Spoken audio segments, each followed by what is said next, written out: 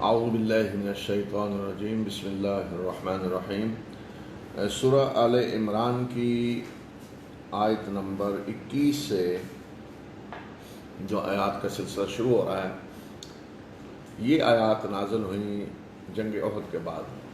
جنگ احد کا پورا تجزیہ ان آیات میں کیا گیا ہے، بالکل اس طرح کے جس طرح کوئی آنکھوں دیکھا حال بھی بیان کیا جا رہا ہے، اور ساتھ ساتھ پھر جو سوال ذہنوں میں لوگوں کے پیدا ہوئے جنگ کے بعد، جنگ کے اندر جو مسلمانوں کے دلوں میں خیالات آ رہے تھے، جو سوچ آ رہی تھی، تو اللہ اس کتاب کو نازل کرنے والی ذات وہ سینوں کے راز جانتا ہے۔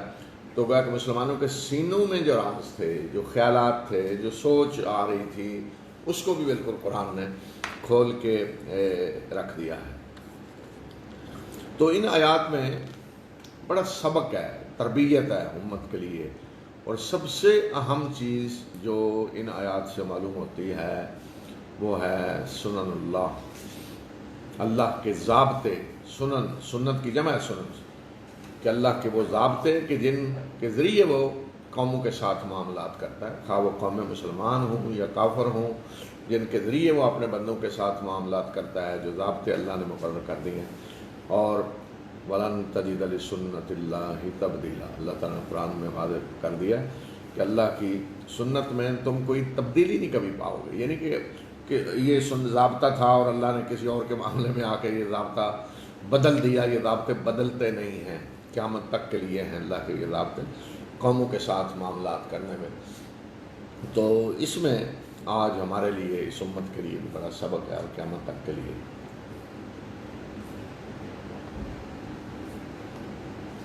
تو آیت 21 شروع ہو رہی ہے، نبی صلی اللہ علیہ وسلم جب گھر سے نکل رہے ہیں تو گویا کہ جس طرح کوئی لائیو چیز دکھائی جاتی ہے نا کہ یہ تو اللہ تعالیٰ فرما رہے کہ وَإِذْ غَدَوْتَ مِنْ أَهْلِكَ تُبَوِّئُ الْمُؤْمِنِينَ مَقَاعِدَ لِلْقِتَالِ وَاللَّهُ سَمِيعٌ عَلِيمٌ۔ کہ اے نبی صلی اللہ علیہ وسلم، مومنوں کو یاد دلاؤ وقت کہ جب آپ گھر سے نکلے، اپنے اہل و عیال سے نکلے، اور نکل کر مومنوں کو جنگ کی جگہوں پہ متعین کر رہے تھے، اور اللہ سننے والا اور جاننے والا ہے۔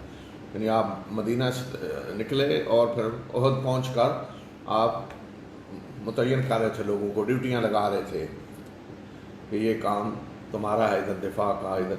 تو خاص طور پہ یہاں جو فرمائے کہ آپ متعین کر رہے تھے لوگوں کو جنگ کی جگہوں پہ، جنگ کے مورچوں پہ، کہ کہاں کس نے ڈیوٹی دینی ہے۔ یہ ابتدائی یہاں سے ہو رہی ہے، اس لیے کہ آگے مسئلہ یہ بنا کہ جہاں اللہ کے رسول صلی اللہ علیہ وسلم نے ایک دستے کو متعین کیا تھا اور حکم دیا تھا کہ کسی بھی حالت میں یہ جگہ نہیں چھوڑنی، انہوں نے وہ جگہ چھوڑ دی۔ تو اس لیے سب سے پہلے بات یہاں سے شروع ہوئی کہ جب آپ انہیں متعین کر رہے تھے جنگ کی جگہوں پہ، مورچوں میں، کہ کس نے کہاں ڈیوٹی دینی ہے، کیا کرنا ہے۔ اِذْ هَمَّتْ طَائِفَتَانِ مِنْكُمْ أَنْ تَفْشَلَا، اور وہ وقت بھی یاد کرو کہ جب تم میں سے دو گروہوں نے بزدلی دکھانے کا ارادہ کر لیا، وَاللَّهُ وَلِيُّهُمَا، اللہ ہی ان کی مدد پہ تھا، ان کی سرپرستی کرنے والا تھا۔ وَعَلَى اللَّهِ فَلْيَتَوَكَّلِ الْمُؤْمِنُونَ، اور مومنوں کو اللہ ہی پر بھروسہ کرنا چاہیے۔ یہ دو جماعتیں کون سی تھیں؟ بنو سلمہ اور بنو حارثہ۔ بنو سلمہ خزرج سے اور بنو حارثہ اوس سے۔ تو میں نے کل بتایا تھا نا کہ جب عبداللہ ابن ابی اپنے 300 آدمیوں کو لے کر عین جنگ کے وقت دشمن کے سامنے جب فوج پہنچی تو واپس چلا گیا، تو اس کا نتیجہ کیا نکلنا تھا کہ اور لوگوں کی ہمت بھی جواب دے جاتی، ہمت ہار جاتے اور لوگ بھی۔ تو ان دونوں قبیلوں پہ بھی اثر پڑا، تو انہوں نے بھی ہمت ہارنی شروع کی۔ تو فرمایا اللہ ہی ان کی سرپرستی کر رہا تھا، انہیں ڈرنا نہیں چاہیے تھا، اللہ ہی سرپرستی کرنے والا ہے۔ اللہ نے مدد کی اور ان کے دل مضبوط کیے، اور مومنوں کو اللہ ہی پر بھروسہ کرنا چاہیے۔ پھر واقعہ بتایا کہ آج تمہیں بھروسہ کرنا چاہیے تھا اللہ پہ بدر کے میدان، احد کے میدان میں۔ بے شک عبداللہ ابن ابی اپنے 300 آدمی لے کر چلا گیا اور تم 700 تھے، اور مقابلے میں 3000 فوج تھی۔ تو بدر میں بھی تو اللہ نے تمہاری مدد کی۔ وَلَقَدْ نَصَرَكُمُ اللَّهُ بِبَدْرٍ وَأَنْتُمْ أَذِلَّةٌ، اور اللہ نے بدر میں بھی تمہاری مدد کی، حالانکہ تم کمزور تھے، واتقوا اللہ لعلکم تشکرون، اللہ سے ڈرو تاکہ تم اس کا شکر ادا کرو۔ اچھا ایک اور چیز میں اس کی طرف توجہ دلاؤں، عموماً ہم مسلمان واعظین، خطبہ دینے والے علماء تقریروں میں ذکر کرتے ہیں کہ دیکھیں جی 313 کو اللہ نے غلبہ عطا کیا بدر میں، تعداد کے لحاظ سے 313 کی تعداد تھی اور کتنے سے لڑے، غلبہ عطا کیا اللہ نے۔ تو قریش کے لشکر کی تعداد زیادہ سے زیادہ 1000 تھی، تو 313 جو ہیں جی وہ 1/3 تو بن گیا نا لشکر، 1/3 ان کے ہیں مسلمان، 1/3 ہیں۔ یہاں قریش کے لشکر کی تعداد کتنی ہے؟ 3000، وہ مسلمان تو 1000 بھی نہیں ہے یہاں تو تعداد اور کم ہے نسبت کے لحاظ سے دیکھا جائے۔ بے شک بدر میں 313 ہیں اور یہاں جو باقی رہ گئے عبداللہ ابئی کے جانے کے بعد تو 700 کے قریب، تو نسبت تو کم ہے، بدر سے بھی کم ہے یہاں۔ یہاں اگر وہ 3000 تھے تو مسلمان 1000 ہوتے تو پھر 1/3 مسلمان ہیں ان کے، تو یہاں تو تعداد اور بھی کم ہے۔ اور وہ وقت یاد کرو کہ جب آپ مومنوں سے کہہ رہے تھے کہ کیا تمہارے لیے یہ کافی نہیں ہے کہ اللہ 3000 فرشتے نازل کر کے تمہاری مدد کرے گا۔ جب عبداللہ بن ابئی اپنے لوگوں کو لے کے چلا گیا تو آپ نے فرمایا کہ ان کے جانے سے کوئی فرق نہیں پڑتا، یہ 300 گئے ہیں تو ان کی جگہ اللہ 3000 فرشتوں سے تمہاری مدد کرے گا۔ نبی صلی اللہ علیہ وسلم نے خوشخبری دی مسلمانوں کو۔ تو اللہ تعالیٰ جواب میں فرما رہے ہیں کہ اس کے بعد اللہ تعالیٰ نے کہا، یہ تو نبی صلی اللہ علیہ وسلم نے فرمایا نا، تو ظاہر آپ جو فرماتے ہیں اللہ ہی کے حکم سے، لیکن اللہ نے مزید اس پہ تعداد اور بڑھا دی۔ بلا کیوں نہیں، کیوں یعنی اللہ کیوں نہیں مدد کرے گا اگر تم صبر کرو گے اور تقوی اختیار کرو گے۔ اور اس وقت جب وہ تمہارے سر پہ چڑھ آئیں یعنی دشمن، تو اللہ 3000 نہیں 5000 نشان زدہ فرشتوں سے تمہاری مدد کرے گا۔ 3000 نہیں 5000 فرشتے، اور پہلے فرشتے جن کا ذکر ہوا وہ عام فرشتے ہیں، صرف یہ کہ اللہ فرشتے نازل کر کے مدد کرے گا بس۔ یہاں فرمایا کہ فرشتے 5000 اور وہ فرشتے عام نہیں ہیں، مصومین یعنی خاص رینک جن کے ہوں گے وہ فرشتے ہوں گے، عام فرشتے نہیں ہیں اللہ کے، وہ فرشتے کہ جن کے خاص رینک، جس طرح فوج میں کوئی عام فوجی نہیں ہے یعنی کمانڈوز جیسے جا رہے ہیں ایسے جی خاص قسم کی کوئی یونٹ ہے جی، تو یہ فرمایا کہ 5000 یہ فرشتے، ان کے ذریعے اللہ تمہاری مدد کرے گا۔ وما جعلہ اللہ الا بشرا لکم، فرمایا کہ یہ جو تعداد ہے فرشتے آئیں گے، اور تو یہ اللہ نے تمہاری خوشخبری کے لیے اس کو رکھا ہے، ہم نے اس کو تمہارے لیے خوشخبری بنایا ہے تاکہ تمہارے دل مطمئن ہو جائیں۔ ومن نصر الا من عند اللہ العزیز الحکیم، اور مدد تو اللہ ہی کی طرف سے آتی ہے جو زبردست اور بنا ہے۔ یہ بات جنگ بدر میں بھی اللہ تعالیٰ نے یہی کی، وہاں جب فرشتوں کا ذکر آیا تو وہاں بھی یہی فرمایا کہ یہ تمہاری خوشخبری کے لیے ہے، ورنہ مدد تو اللہ ہی کی طرف سے ہے۔ اور یہ میں نے وہاں بھی بتایا کہ یہ انسان کی نفسیات ہوتی ہے، فرشتہ تو ایک بھی کافی ہے، لیکن اللہ تعالیٰ نے 300 نہیں کہا، 1000 نہیں 5000 فرشتے، اور قریش کی تعداد کتنی تھی؟ 3000 یعنی جتنی قریش کی تعداد ہے اس سے فرشتوں کی تعداد زیادہ ہے، یعنی ایک فرشتہ ایک بھی نہیں، یعنی 2 فرشتے ایک بندے کے لیے گویا کہ یہ حال، آپ 1.5 تو کہہ نہیں سکتے، بہرحال 2 تو اس کو فرمایا خوشخبری اللہ نے رکھا ہے۔ لِيَقْطَعَ طَرَفًا مِّنَ الَّذِينَ كَفَرُوا، اور یہ اس لیے اللہ فرشتوں سے مدد کر رہا ہے تمہاری، تاکہ جنہوں نے کفر کیا ہے اللہ ان کے بازو کو کاٹ دے، یا انہیں ذلت کی ایسی شکست دے کہ وہ نامراد ہو کر پلٹیں، یہاں سے نامراد واپس چلے، یا تو ان کا بازو کٹ جائے یا نامراد ہو کر واپس جائے۔ اچھا یہاں اب ایک بہت بڑا سوال ہے جس پہ غور کرنے کی ضرورت ہے اور جس کے ذریعے اللہ کی سنتیں جو ہیں، ضابطے سنن اللہ کا معلوم ہوتا ہے کہ وہ کیا ہے، کہ جب مسلمانوں نے وہ جگہ چھوڑ دی، غلطی کی، وہ جگہ چھوڑ کر جس پہ اللہ کے رسول صلی اللہ علیہ وسلم نے متعین کیا تھا اور تاکید کی تھی کسی بھی حالت میں اس کو نہیں چھوڑنا، 50 تیر انداز کا دستہ تھا، وہ جگہ چھوڑ دی تو خالد بن ولید کا دستہ پیچھے سے آ گیا۔ تو سوال یہ ہے کہ مسلمانوں نے تو جگہ چھوڑ دی، اس کی وجہ بھی آگے بتائی کہ مال غنیمت اور دنیا نظر آئی۔ سوال یہ کہ فرشتے تو تھے نا، 5000 فرشتے، ان فرشتوں نے کیوں نہیں روکا خالد بن ولید کو؟ ان مسلمان چھوڑ گئے تو فرشتوں نے خالد بن ولید کو کیوں نہیں روکا؟ فرشتے کدھر گئے؟ جی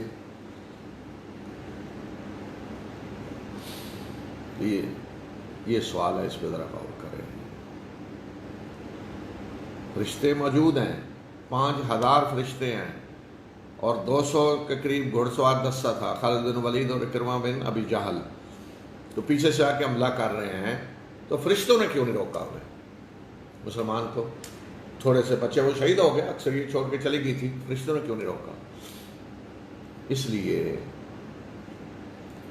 کہ اللہ کے فرشتے اس کی مدد نہیں کرتے جو اپنی مدد کرنے کے لیے تیار نہیں ہے، یہ اللہ کی سنت ہے، یاد رکھیں۔ جو اپنی مدد نہیں کرتا، فرشتے اس کی مدد نہیں کرتے۔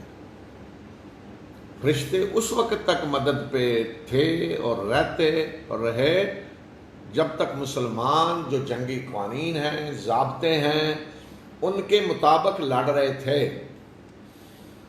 اس وقت تک فرشتے مدد کر رہے تھے اور کریں گے۔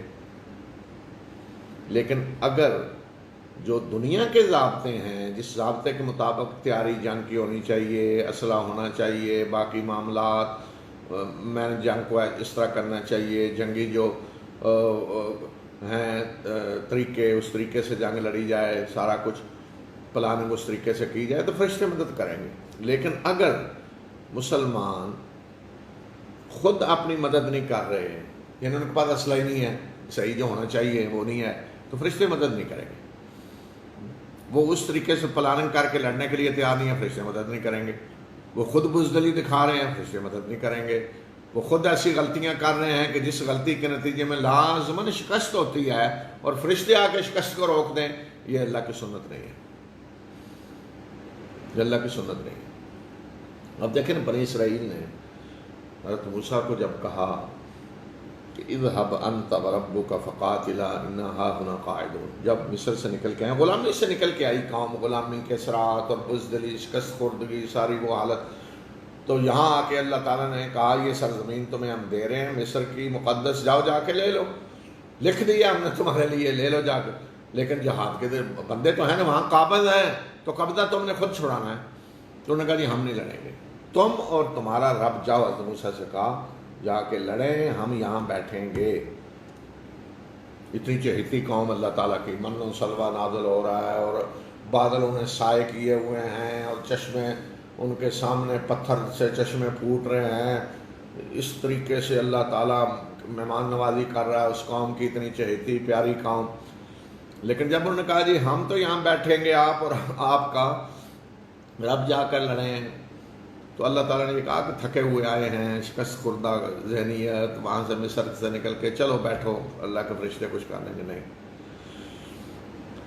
تو اللہ تعالیٰ گئے، فرشتے آئے، اللہ تعالیٰ گئے لڑنے، فرشتے کے لڑنے گئے نہیں، چھوڑ دیا گیا کہ یہیں ذلیل و خوار ہوتے رہو گے 40 سال تک، جب تک خود لڑنے کے لیے تیار نہیں ہوگے، ختم، کوئی تمہاری مدد نہیں کرے گا۔ یہ اللہ کی سنت ہے۔ تو یہاں بھی اللہ کی سنت نافذ ہوئی، اللہ کے رسول صلی اللہ علیہ وسلم خود موجود ہیں۔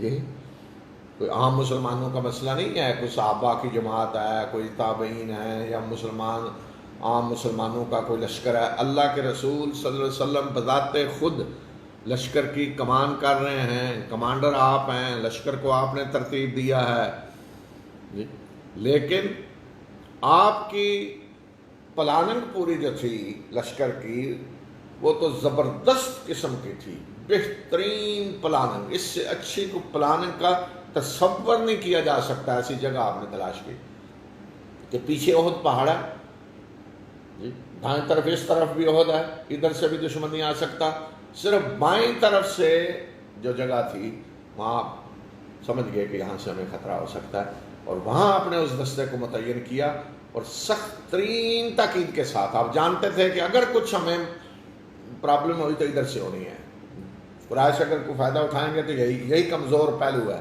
ادھر، اور سخت ترین تاکید کے ساتھ آپ نے وہاں تیر اندازوں کو کھڑا کیا۔ تو آپ نے تو زبردست پلاننگ کی، اس سے بہتر تصور نہیں کیا جا سکتا۔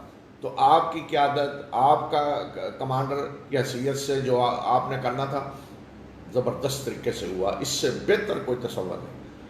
لیکن مسئلہ کہاں سے ہوا؟ مسلمانوں نے کمزوری دکھائی نا، اس دستے نے اللہ کے رسول صلی اللہ علیہ وسلم کے حکم کی خلاف ورزی کر دی انہوں نے، تو نتیجہ کیا نکلا؟ نتیجہ شکست نکلی، اتنی بڑی شکست کہ 70 صحابہ شہید ہو گئے، بہت بڑی تعداد زخمی ہو گئی، خود اللہ کے رسول صلی اللہ علیہ وسلم خود زخمی ہو گئے، چہرہ مبارک زخمی، دانت آپ کے شہید ہو گئے۔ تصور کریں، تو اللہ کے فرشتے نہیں آئے، فرشتوں نے نہیں آ کے روک دیا خالد بن ولید کے گھوڑوں کو۔ آج ہمارے تو قصے یہ ہیں نا، میں نے کہا نا 65 کی جنگ میں وہ انڈین طیارے آتے تھے اور بزرگ قبروں سے نکل کے وہ جھولی میں بم لے لیتے تھے، اور چلو وہاں تو فرشتے موجود تھے جنگ میں، 5000 فرشتے موجود ہیں، کسی فرشتے نے آگے بڑھ کے گھوڑے کو نہیں روکا۔ ایک گھوڑا خالد بن ولید کا روک دیتے سارے پیچھے مڑ جاتے، نہیں روکا۔ یہ سنت اللہ کی نہیں ہے، اللہ ان لوگوں کی مدد نہیں کرتا جو آپ کی مدد نہیں کرتا ہے۔ آج کوئی شخص بیٹھ جائے گھر میں کچھ نہیں کروں گا، تو آسمان سے اس کے گھر میں کھانا نہیں نازل ہوگا۔ ہاں، نیچے ہاتھ کوئی جا کے مدد کرے گا، اوپر والا ہاتھ، نبی صلی اللہ علیہ وسلم نے فرمایا نا، اوپر والا ہاتھ نیچے والے ہاتھ سے بہتر ہے۔ کوئی جا کے پتہ چلے جی کوئی بندہ بھوکا ہے کہیں گھر میں بیٹھا ہے، چل وہ مدد کر دے، وہ لے کے مانگ کر کھا رہا ہے، یہ نہیں کہ اللہ کی طرف سے اوپر سے کھانا نازل ہو رہا ہے، یہ اللہ کی سنت ہے۔ آپ نے کچھ کرنا ہے، اس لیے رزق کے معاملے میں کیا کہا ہے کہ تلاش کرو، اللہ کے فضل کو تلاش کرو، ڈھونڈو کہاں ہے تمہارا رزق، تم نے کچھ سبب بنانا ہے، ڈھونڈنے کا کوئی راستہ بنا لو، ہاتھ پاؤں ہلاؤ تو اللہ رزق دے گا، اللہ کی سنت۔ یہی معاملہ باقی معاملات میں بھی ہے۔ تو اگر آپ کا اسلحہ مقابلے کا نہیں ہے تو یہ اللہ ہماری مدد کر، یہ نہیں، اللہ کی سنت نہیں، اللہ نہیں مدد کرے گا، بالکل نہیں کرے گا، فرشتے نہیں آئیں، کچھ نہیں ہوگا، کبھی نہیں ہوگا، نہ کبھی ہوا ہے تاریخ میں۔ آپ مسلمانوں کی تاریخ پڑھ لیں، رسول اللہ صلی اللہ علیہ وسلم کے بعد تو خلافت راشدہ دور سے ہمارا عروج شروع ہوا، اور پھر سارا بادشاہتیں آ گئی، لیکن کسی کی مجال نہیں تھی مسلمانوں کی طاقت کے سامنے سار اٹھائے، بنو امیہ، بنو عباس، پھر خلافت عثمانیہ، ترک، کسی کی مجال نہیں تھی سر اٹھائے، پورا یورپ کانپتا تھا، کیوں کہ آپ کے پاس طاقت تھی، اسلحہ تھا اسی طرح کا۔ لیکن جب ہم بیٹھ گئے پیچھے، اسلحے میں ختم اور ادھر ترقی ہو گئی، تو پھر اس دور کے بعد کی جو جنگیں ہیں ان کو آپ دیکھیں کہ ان کی تعداد سینکڑوں میں ہے، مسلمان ہزاروں میں ہیں، تو کس طرح مسلمانوں کو تباہ و برباد کر کے رکھ دیتے تھے، اور وہ ہزاروں میں ہیں، مسلمان لاکھوں میں ہیں، تو مسلمانوں کو نیست و نابود کر دیا جا رہا تھا، کیونکہ فرق آ گیا تھا بڑا، ادھر اسلحہ ادھر اسلحہ نہیں ہے، اس مقابلے کا نہیں ہے۔ تو اس لیے آج بھی اور قیامت تک یہی اللہ کی سنت ہوگی۔ اگر اللہ کی سنت اللہ کے رسول صلی اللہ علیہ وسلم کی موجودگی میں نہیں بدلی، اللہ کے فرشتوں نے مدد نہیں کی اس وقت بھی جب کہ اللہ کے رسول صلی اللہ علیہ وسلم خود موجود ہیں، تو اور کہاں پھر اللہ اس طرح اپنی سنت کو کسی لیے بدل دے گا؟ نہیں بدلے گا، نہیں فرشتے کبھی مدد کریں گے آ کر۔ تو کس سے کہانیاں سناتے رہے لوگوں کو، کس سے کہانیاں سناتے ہیں، اس سے کچھ نہیں ہوگا، آپ کو بالکل مقابلے میں آنا پڑے گا۔ نہیں آئیں گے تو ذلت و رسوائی، غلامی، جو ہمارے ساتھ ہوا پچھلے سارا جو غلامی کا دور گزرا، اس میں جو کچھ ہوا ہے، ہم نے سائنس ٹیکنالوجی سارا کچھ اس کو چھوڑ دیا، یہ تو دنیا ہے، یہ ہے۔ تو دنیا میں جب آپ نے رہنا ہے، دنیا میں رہ کے اللہ کے دین کے غلبے کی جدوجہد کرنی ہے، تو دنیا ہی کے ذریعے ہوگی نا، وہ اسی سائنس اور ٹیکنالوجی کے ذریعے ہوگی۔ اس کو اگر دنیا چھوڑ کے تم بھاگو گے تو پھر غلامی ہوگی جو رہی، جس سے ہم گزرے، اور ابھی بھی آدھے ہیں جی، کوئی تھوڑی سی ہے، لیکن مکمل آزاد ہیں آج مسلمان، نہیں آزاد نہیں، کیونکہ ابھی آپ اس درجے پر نہیں پہنچے کہ آپ اللہ کی سنت کے مطابق برابر آ جائیں۔ تو یہ اللہ کی سنت، یہ ہے سمجھنے کی بات کہ فرشتے موجود ہیں، 5000 فرشتے، انہوں نے مدد نہیں کی، اور مدد کر رہے تھے، لیکن جب انہوں نے دیکھا کہ آپ نے غلطی کر دی ہے، ڈسپلن کی خلاف ورزی کر دی ہے، تو فرشتوں نے بھی کہا بس اب مدد نہیں ہوگی، ایسے لوگوں کی مدد نہیں ہوگی جو اس طرح کی غلطی کر رہے ہیں۔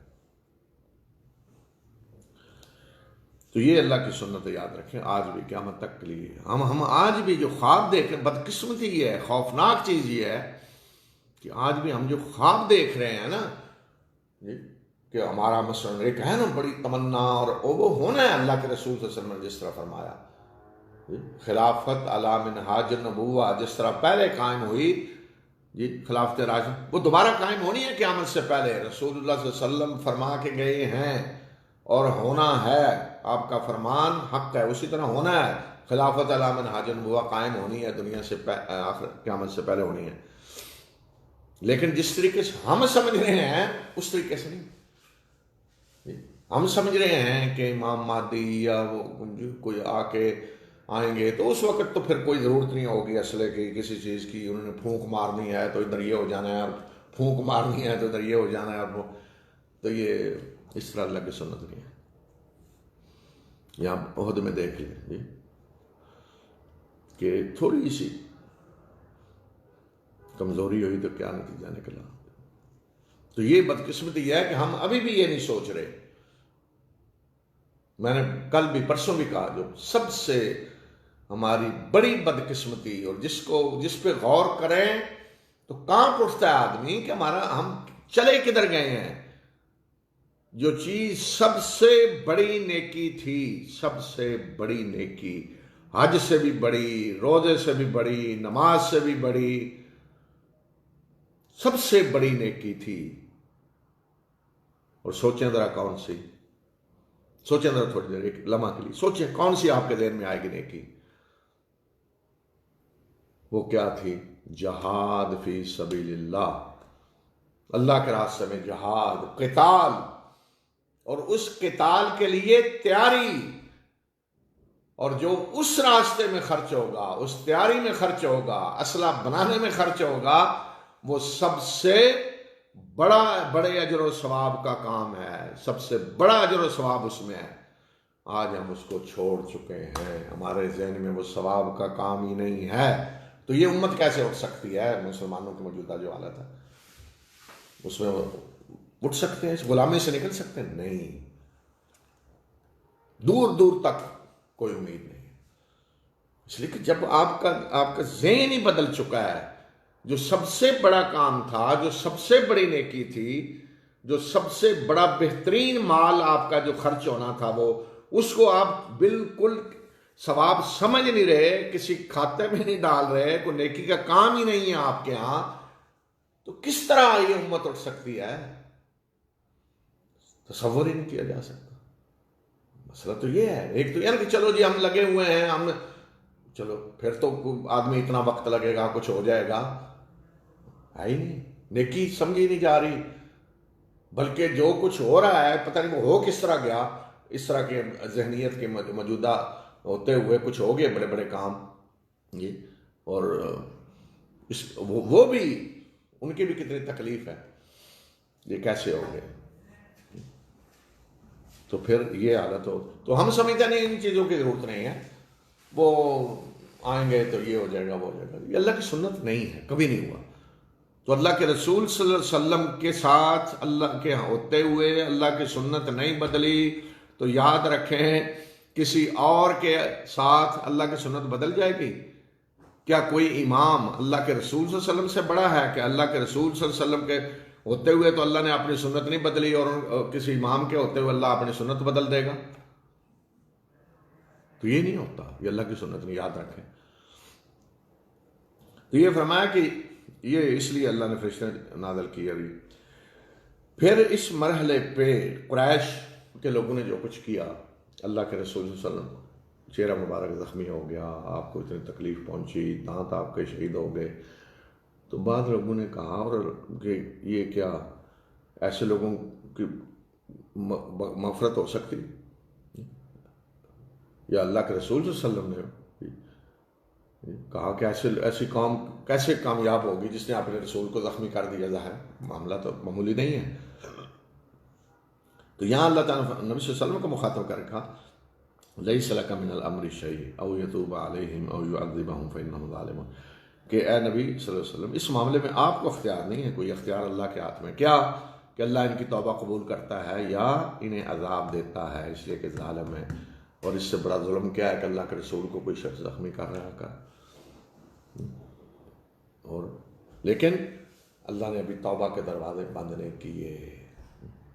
آپ یہاں دیکھیں ذرا، ایک اور چیز پہ غور کریں کہ وہ شخص جو سبب بنا اللہ کے رسول صلی اللہ علیہ وسلم کے زخمی ہونے میں، اللہ کے رسول صلی اللہ علیہ وسلم کے دانت مبارک شہید ہونے میں، پہلے تو فتح ہو گئی تھی نا، مسلمان فتح ہوگی، مال غنیمت حاصل کر رہے ہیں، دشمن بھاگ رہے ہیں، لیکن جس شخص نے ساری آ کر بازی پلٹ دی اور اس کے بعد پھر اس اللہ کے رسول صلی اللہ علیہ وسلم زخمی ہوئے ہیں اور آپ کے دانت مبارک شہید ہوئے، وہ شخص کون ہے؟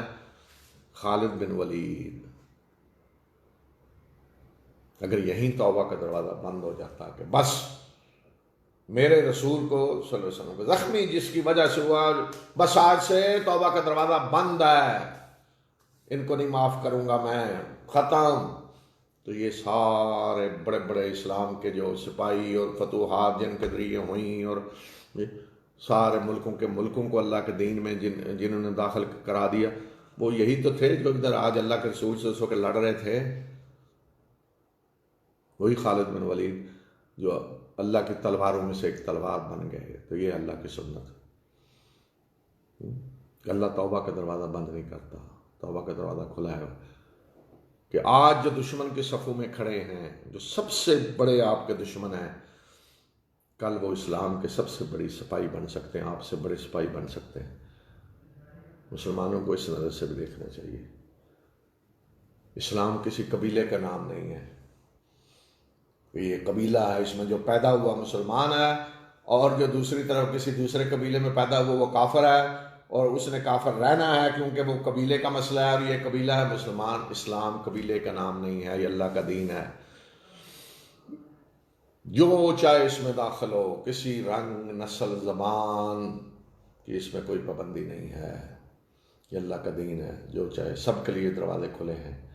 تو اس لیے آپ کبھی بھی یہ نہ سمجھیں کہ یہ سارے اللہ کے دشمن ہیں۔ آج یورپ میں سارا اللہ کا دشمن ہے، سب سے بڑے اللہ کے رسول صلی اللہ علیہ وسلم کے شان میں گستاخیاں کر رہے ہیں، تو کل کیا پتا کہ یہی یورپ جو ہے وہ اسلام کے سب سے بڑے علمبردار بنے ہوئے ہوں، اسلام کے سپاہی بن جائیں آگے بڑھ کے۔ آپ انہیں روک سکتے ہیں؟ یہ ہوا ہے نا تاریخ میں، بڑے بڑے دشمن اسلام کے سب سے بڑے سپاہی بنے ہیں۔ خالد بن ولید کی مثال دیکھ لیں،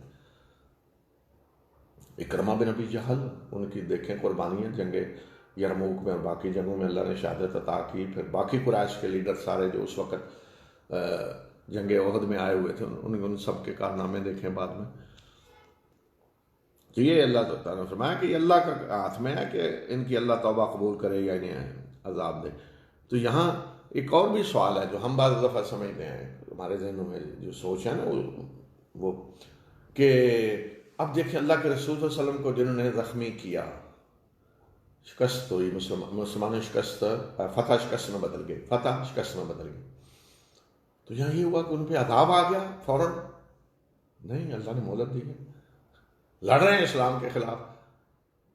تو اللہ تعالیٰ خود فرما رہے ہیں کہ اللہ نے فرشتے نازل کی، یا تو ان کا ایک بازو کٹے گا قریش کا، یا پلٹیں گے شکست کھا کر۔ تو یہ کیوں نے کہا نہیں ہم نے فرشتے بھیجے، ہم ان میں سے کسی کو زندہ نہیں واپس جانے دیں گے؟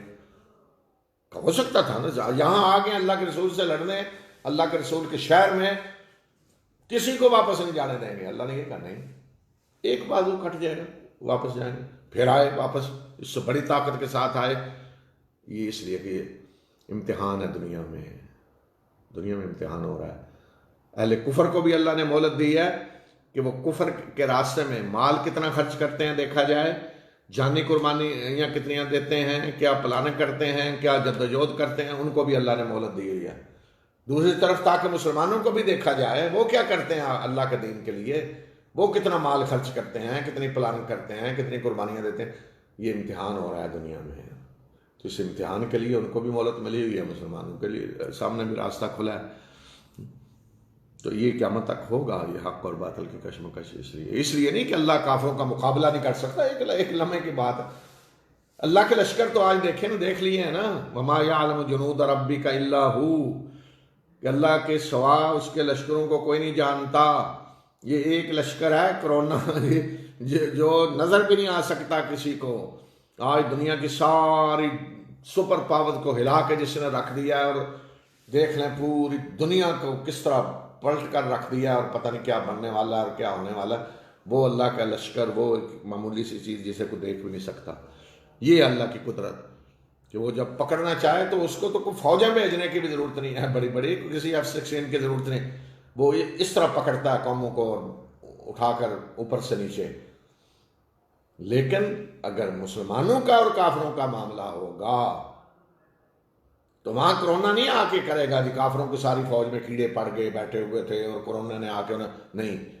وہاں دیکھا جائے گا کہ آپ کی تیاری کیا ہے ان کے مقابلے میں، آپ کے وسائل کیا ہیں، آپ کے اندر جذبہ کیا ہے، آپ کتنی پلاننگ کر رہے ہیں. وہاں سنت اللہ کی وہ جو ویسے کسی قوم کو اللہ نے سزا دینی تو وہ دے لے گا اپنے لشکروں کے ذریعے. وہ بڑے لشکر ہیں، ہر چیز اللہ کا لشکر ہے. یہ ہوا جو خدمت میں لگی ہوئی ہے انسانیت کی، یہ اللہ کا لشکر ہے. تھوڑی سپیڈ بنانی ہے سب ختم، بارش تھوڑی سپیڈ بنانی ہے جو رحمت ہے سب کچھ تباہ. اور ابھی کرونا اور اس کے بعد اور کیا ہے یہ تو آپ نے دیکھ ہی لیا. لیکن وہ دوسری طرح ہوتی ہے وہ سزا. لڑائیوں میں معاملہ اور ہے، مقابلوں میں. اور اللہ ہی کا جو کچھ آسمانوں میں اور جو زمین میں ہے، وہ جسے چاہے گا بخشے گا، اور جسے چاہے گا عذاب دے گا. اور اللہ بخشنے والا مہربان ہے. اے لوگوں جو ایمان لائے ہو، چڑھتا بڑھتا سود نہ کھاؤ اور اللہ سے ڈرو تاکہ تم فلاح پاؤ. چڑھتا بڑھتا یعنی کئی گنا بڑھتا جاتا ہے تو اس کا مطلب یہ نہیں کہ اس سے کام مت کھا لو. بتا کہ سود ذہنیت یہ ہے نا کہ سود خوار بڑھاتا جاتا ہے سود کو آپ نے. اور جو ملک اور قوم یا افراد اس کے جال میں پھنس جائیں تو نکلنا مشکل ہے.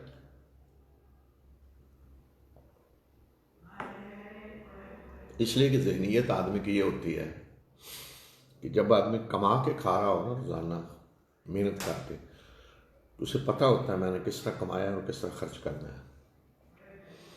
لیکن جو اس طرح آ گئے بغیر کمائے لوگوں کے پاس، وہ بغیر کمائے بے شک چوری کا ہو، ڈاکے کا ہو، فراڈ کا ہو، رشوت کا ہو، تو وہ تو پھر ایسے ہی کرتے ہیں خرچ، کوئی پرواہ نہیں آئے جیسے. یا اسی طرح قرض لے کے جب عادت پڑ جائے فرد کو بھی یا قوم کو خرچ کرنا ہے تو وہ ایسے بے تحاشا کرتے جائیں گے اور پھر ایسے جال میں پھنسیں گے تو کبھی نسلیں بھی نہیں نکل سکتی. اور اس آگ سے بچو جو کافروں کے لیے تیار کی گئی ہے. اللہ اور رسول صلی اللہ علیہ وسلم کی اطاعت کرو تاکہ تم پہ رحم کیا جائے، اور دوڑو بھاگ کر آؤ اپنے رب کی مغفرت اور اس جنت کی طرف کہ جس کا عرض آسمانوں اور زمین کی طرح ہے. متقی لوگوں کے لیے تیار کی گئی وہ جنت جو پوری کائنات کے برابر، آسمان و زمین کے برابر عرض ہے. دوڑ کے آؤ اس کی طرف، ایک دوسرے سے مقابلہ کرو. یہ ہے دنیا میں امتحان، مقابلہ کرو، آؤ جنت کی طرف. اور لیکن تمہارے رب کی مغفرت پہلے پھر جنت. تو جو کس کے لیے تیار کی گئی؟ متقی لوگوں کے لیے. یہ متقی لوگ جو ہیں ان کی صفات کیا ہیں؟ جو خرچ کرتے ہیں خوشحالی میں، تنگ دستی میں، غصے کو پی جانے والے، لوگوں سے درگزر کرنے والے. اور اللہ محسنین کو پسند کرتا ہے، محبت کرتا ہے. بہترین عمل کرنے والے جو ہیں یہ وہ لوگ ہیں کہ جب کسی بے حیائی کا ارتکاب کر بیٹھتے ہیں یا اپنے اوپر ظلم کرتے ہیں تو فوراً اللہ کو یاد کرتے ہیں اور اس سے اپنے گناہوں کی معافی مانگتے ہیں. اور اللہ کے سوا کون ہے کہ جو گناہوں کو معاف کرتا ہو. اور وہ جانتے بوجھتے اپنے کیے پہ اصرار نہیں کرتے، یہ متقی لوگ ہیں۔ ہمارا آج تقویٰ کا تصور ہے نا، اللہ کا متقی بندہ، ہم سمجھیں متقی وہ ہے جو گناہوں سے پاک ہے، جس سے کوئی غلطی نہ ہو، وہ متقی ہے۔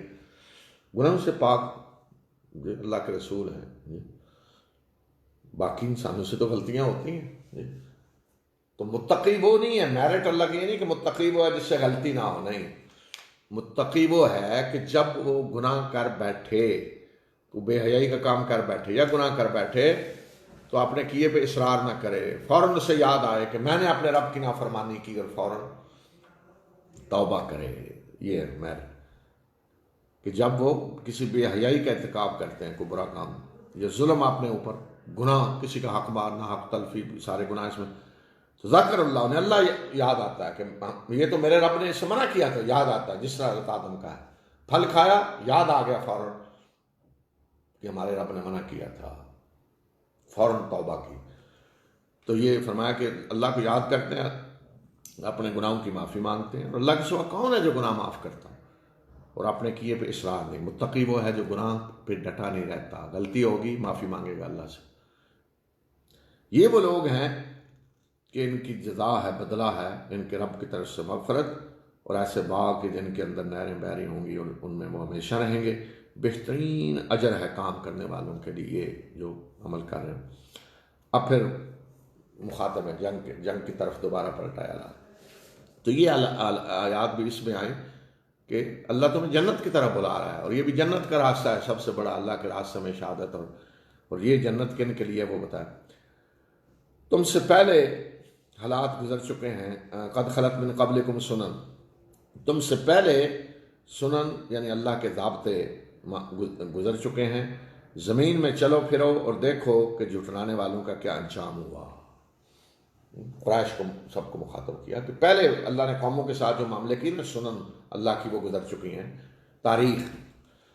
زمین میں چلو پھرو، قرآن جب کہتا ہے نا زمین میں چلو پھرو، تو اس وقت تو خیر کوئی تاریخی کتابیں نہیں لکھی ہوئی تھی نا۔ قریش کو کہا جی جب تمہارے راستے میں شام کو جاتے ہو تو قوم لوط کا علاقہ آتا ہے، سبق حاصل کرو، قوم سمود کا علاقہ آتا ہے، جا کے دیکھ کے سبق حاصل کرو۔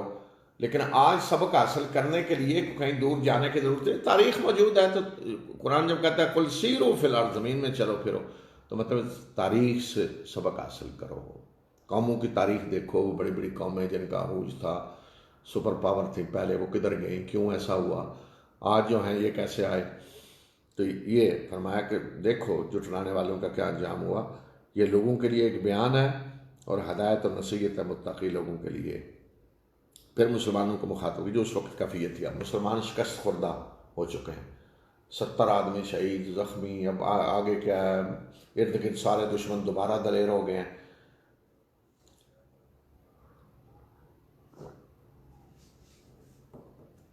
فرمایا وَلَا تَهِنُوا وَلَا تَحْزَنُوا وَأَنْتُمُ الْأَعْلَوْنَ إِن كُنتُم مُؤْمِنِينَ، نہ تم دل شکستہ ہو، نہ غم کرو، اور تم بھی سربلند ہوگے اگر تم مومن ہو۔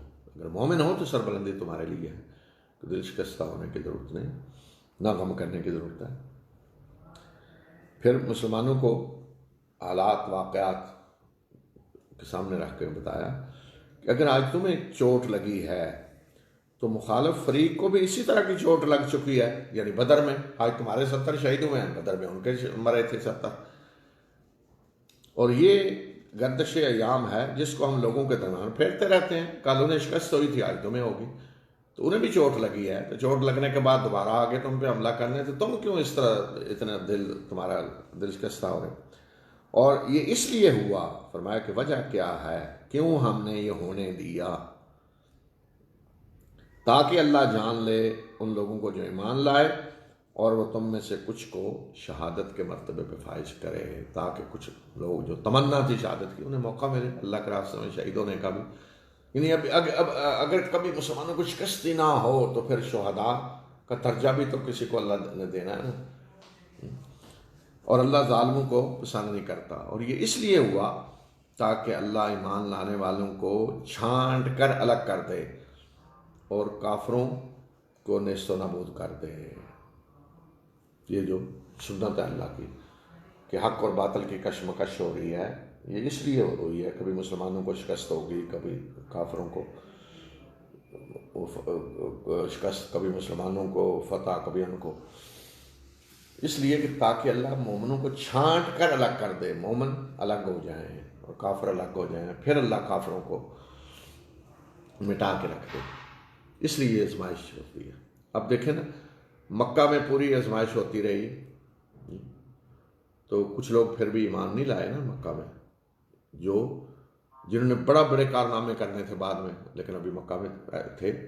پھر جنگیں شروع ہو گئی ہجرت کے بعد، پھر ان جنگوں میں بھی لوگ لڑ رہے ہیں اللہ کے رسول صلی اللہ علیہ وسلم کے خلاف، جنگ بدر میں لڑنے آئے، احد میں لڑنے آئے، خندق میں لڑنے آئے، یہ حال۔ پھر فتح مکہ کے موقع پہ اسلام قبول کیا، تو یہ سارا کچھ ہو رہا تھا، اللہ نے مہلت دی ہوئی تھی۔ تو اللہ چاہتا ہے کہ کفر کے اندر سے جتنے کو ایمان لانے والے ہو سکتے ہیں چھانٹ کر الگ کر دیا جائے، الگ کر دیا جائے، الگ کر دیا جائے۔ تو اگر فوراً ہی فیصلہ ہو جائے پہلے ہی لمحے کہ اللہ کے رسول آئیں اور وہ اعلان کریں کہ لوگوں میں اللہ کا رسول ہوں، مجھ پہ ایمان لاؤ، ایک ہفتے کی مہلت ہے، جو ایمان نہیں لائے گا باقی لے آئیں، باقی سب کو مار دیا جائے گا، یا جو جنگ میں اللہ کے رسول کے خلاف لڑنے آئے گا بس اسے ختم کر دیا جائے گا، تو پھر کیا ہوگا کہ جن کافروں میں سے جنہوں نے غور و فکر کر کے ایمان لانا ہے وہ بھی گئے نا سارے، اس لیے سنت اللہ کی کو چھانٹتا ہے، الگ کرتا جاتا ہے۔ تو اگر مومن الگ ہو جائیں تو پھر کافروں کو اللہ ختم کرتا ہے۔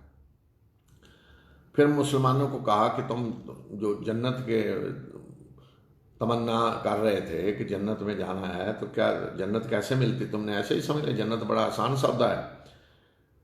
کیا تم نے سمجھ لیا ہے کہ تم جنت میں داخل ہوگے؟ حالانکہ ابھی تک تو اللہ نے جانا ہی نہیں تم میں سے ان لوگوں کو جنہوں نے جہاد کیا، اور اس نے تو ابھی صبر کرنے والوں کو بھی نہیں جانا، یعنی ابھی تو اللہ نے دیکھا ہی نہیں کہ تم میں سے حقیقت میں جہاد کرنے والے کون ہیں اور صبر کرنے والے کون ہیں، تو یہ تو اللہ نے دیکھنا ہے۔ یعنی اللہ کو ویسے تو علم ہے، لیکن اللہ اس علم پہ نہیں لوگوں کے ساتھ فیصلہ کرتا، اللہ لوگوں کے عمل کے مطابق فیصلہ کرتا ہے، تو انہوں نے عمل کیا کیا ہے۔ تو اس لیے فرمایا کہ ابھی تو یہ ہوا ہی نہیں واضح کہ کون ہے جنہوں نے حقیقت میں جہاد کیا اور کون ہے جو صبر کرنے والے ہیں، تو کیسے پتہ چلے گا؟ ابھی اور آزمائشیں آئیں گی، معاملہ ختم نہیں ہوا یہاں۔ اور تم موت کی تمنا کر رہے تھے اس سے پہلے کہ تم مجھ سے دیکھو، تمہاری ملاقات ہو اس سے، اور اب تم نے اس کو اب وہ تمہارے سامنے آ گئی، اب تم اپنی آنکھوں سے دیکھ رہے ہو، اب آ گئی موت جنگ میں، پہلے تمنا تھی اب سامنے آ گئی موت، دیکھو ذرا آنکھوں سے دیکھ رہے ہو موت کیا ہوتی ہے۔ وما محمد الا رسول قد خلت من قبلہ الرسل، اور محمد صلی اللہ علیہ وسلم صرف اور صرف اللہ کے رسول ہیں، ان سے پہلے بھی رسول گزر چکے ہیں۔ کیا اگر انہیں موت آ گئی یا وہ قتل کر دیے گئے تو کیا تم الٹے پاؤں پلٹ جاؤ گے؟ اور جو الٹے پاؤں پلٹے گا تو اللہ کا کچھ بھی نقصان نہیں کرے گا، اور اللہ شکر گزاروں کو بدلہ دے گا۔ جو افواہ پھیل گئی تھی نا کہ اللہ کے رسول صلی اللہ علیہ وسلم شہید ہو گئے، تو کچھ لوگوں نے تو اس وقت کہا جس راستے پہ اللہ کے رسول نے جان دی آؤ اس راستے پہ ہم بھی جان دیں۔ بہت بڑی تعداد ایسے لوگوں کی تھی، اور کچھ ایسے بھی تھے کہ جنہوں نے کہا جب اللہ کے رسول شہید ہو گیا تب ہم نے لڑ کے کیا کرنا ہے، چلو واپس گھروں میں۔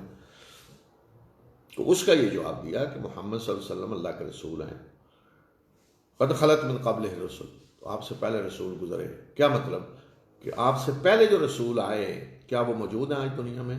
نہیں، ہر رسول اپنا مشن پورا کر کے چلا گیا، تو جب ہر رسول پہلے چلا گیا تو آپ نے بھی جانا ہے اپنا مشن پورا کر کے۔ تو کیا اگر اللہ کے رسول صلی اللہ علیہ وسلم کو موت آ جائے تو تم کفر کی طرف پلٹ جاؤ گے واپس کہ اللہ کے رسول دنیا سے چلے گئے ہم کافر ہو جائیں گے، یا اللہ کے رسول قتل کر دیے جائیں تو تم واپس پلٹ جاؤ گے؟ یہ تو فرمایا کہ جو پلٹے گا واپس اللہ کے رسول کے بعد، اللہ کے رسول کی موت کے بعد، تو اللہ کو تو کوئی نقصان نہیں پہنچائے گا، لیکن جو شکر گزار ہیں اللہ نے بدلہ دے گا۔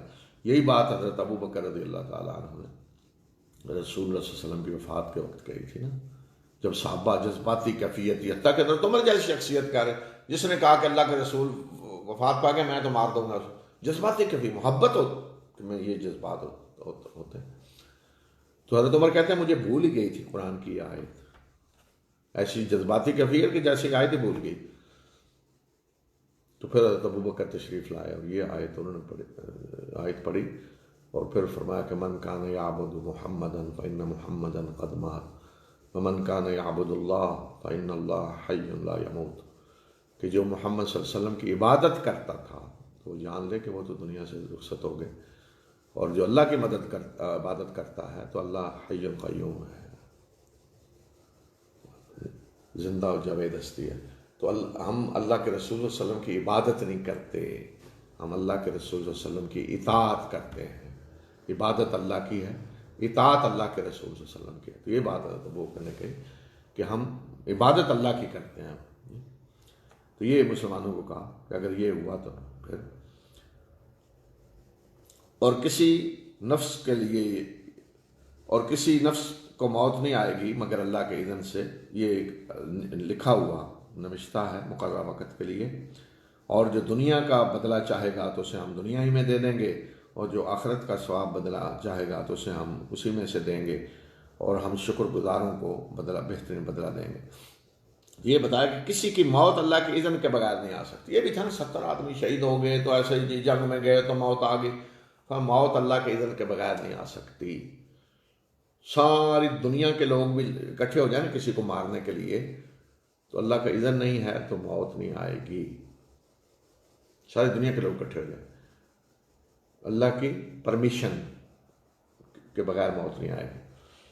تو اس لیے فرمایا کہ کوئی یہ نہ سمجھے کہ میں جنگ میں گیا ہوں تو موت آ گئی، سفر میں گیا ہوں تو موت آئی، موت اللہ کے اذن کے بغیر نہیں آ سکتی۔ یہ ہے مومنانہ عقیدہ۔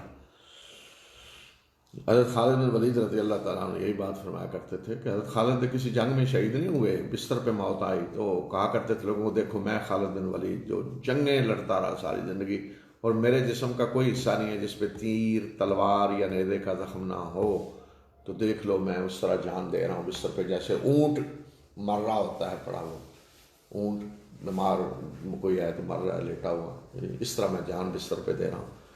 تو اس سے لوگوں پر دیکھ لو کہ موت جنگوں میں شرکت کی وجہ سے نہیں آتی، موت اللہ کے اذن سے آتی ہے۔ اور پھر مومنوں کے سامنے نمونہ کے لیے رکھی یہ بات کہ کتنے ہی نبی ایسے گزرے ہیں کہ ان کے ساتھ مل کر اللہ والوں نے جنگ کی، ان کے ساتھ مل کر اللہ والوں نے دشمنوں سے جنگ کی، تو نہ وہ شکست خوردہ ہوئے، جو کچھ اللہ کے راستے میں تکلیفیں آئیں ان پہ، جو اللہ کے راستے میں تکلیفیں آئیں ان پہ وہ شکست خوردہ نہیں ہوئے، اور نہ ان نے کمزوری دکھائی، اور نہ ان نے گھٹنے ٹیکے، اور اللہ صبر کرنے والوں کو پسند کرتا ہے۔ شکست خوردہ کب وہن فما وہن لما اسم، وہن رسول اللہ صلی اللہ علیہ وسلم نے وہن کی تشریح کی خود۔ آپ فرمایا کہ وہن کیا ہے؟ وہن کمزوری کو کہتے ہیں ویسے۔ آپ نے فرمایا کہ دنیا کی محبت، حب الدنیا و کراہیت الموت، دنیا کی محبت اور موت سے نفرت۔ ظاہر محبت دنیا سے ہو تو آدمی مرنا نہیں چاہتا، تو موت سے نفرت اور دنیا کی محبت، اس کا نتیجہ کیا نکلتا ہے؟ آدمی بزدل ہو جاتا ہے، کمزوری بزدلی آ جاتی ہے، وہن، اور اس کے بعد ارادے کی کمزوری آ جاتی ہے، آدمی کچھ کرنا ہی نہیں چاہتا۔ تو پھر تیسری شکل خود بخود کیا ہے کہ وہ آگے گھٹنے ٹیک دیتا ہے دشمن کے سامنے۔ یہ تینوں چیزیں، پہلے وہن آئے گا، ضعف آئے گا، اور استقانت، گھٹنے ٹیک دے دشمن کے سامنے۔ تو یہ فرمایا کہ نہ ان پہ وہن آیا، نہ ضعف، نہ استقانت، نہ گھٹنے ٹیک کے دشمنوں کے سامنے، اور ان کی اس کے سوا کوئی دعا نہیں تھی کہ انہوں نے دعا کی کہ ہمارے رب ہمارے گناہوں کو بخش دے، اور ہمارے معاملے میں جو ہم سے کوئی کوتاہی ہوئی ہے اس کو بخش دے، اور ہمیں ثابت قدمی عطا فرما، اور کافروں کے مقابلے میں ہماری مدد فرما۔ یہ کون؟ جو اللہ کے پہلے نبیوں کے ساتھ مل کے جنہوں نے جہاد کیا، ان کا نمونہ پیش کیا۔ تو اللہ نے انہیں دنیا کا بدلہ بھی دیا اور آخرت کا بہترین اجر بھی، دنیا میں بھی اجر دیا اور آخرت کا بھی، اور اللہ ایسے محسنین سے محبت کرتا ہے۔ اے لوگوں جو ایمان لائے ہو، اگر تم ان لوگوں کی بات مانو جنہوں نے کفر کیا ہے تو وہ واپس تمہیں لوٹا دیں گے، اور پھر تم خسارہ پانے والے بن کے رہ جاؤ گے۔ کافروں کی باتیں سنو گے تو وہ تو چاہتے ہیں واپس کفر کی طرف پلٹ جاؤ، یہ کافر جو اس کو پراپوگنڈا کر رہے تھے جو کچھ ہو رہا تھا، بلکہ اللہ ہی تمہارا مولا ہے اور وہ بہترین مدد کرنے والا ہے۔ ان قریب ہم کافروں کے دلوں میں روب ڈال دیں گے، اس وجہ سے کہ انہوں نے اللہ کے ساتھ ان ہستیوں کو شریک ٹھہرایا کہ جن کے شریک ہونے کی کوئی دلیل اللہ نے نازل نہیں کی، جن کی شریک ہونے کی کوئی سند اللہ نے نازل نہیں کی، ان کو انہوں نے شریک ٹھہرایا اللہ کے ساتھ، تو اس وجہ سے ہم ان کے دلوں میں رعب ڈال دیں گے، ان کا ٹھکانہ آ گیا ہے اور انتہائی برا ٹھکانہ ہے ظالموں کے لیے۔ اب جو سوال تھا کہ اللہ نے مدد کا وعدہ کیا تھا تو اللہ نے مدد کی؟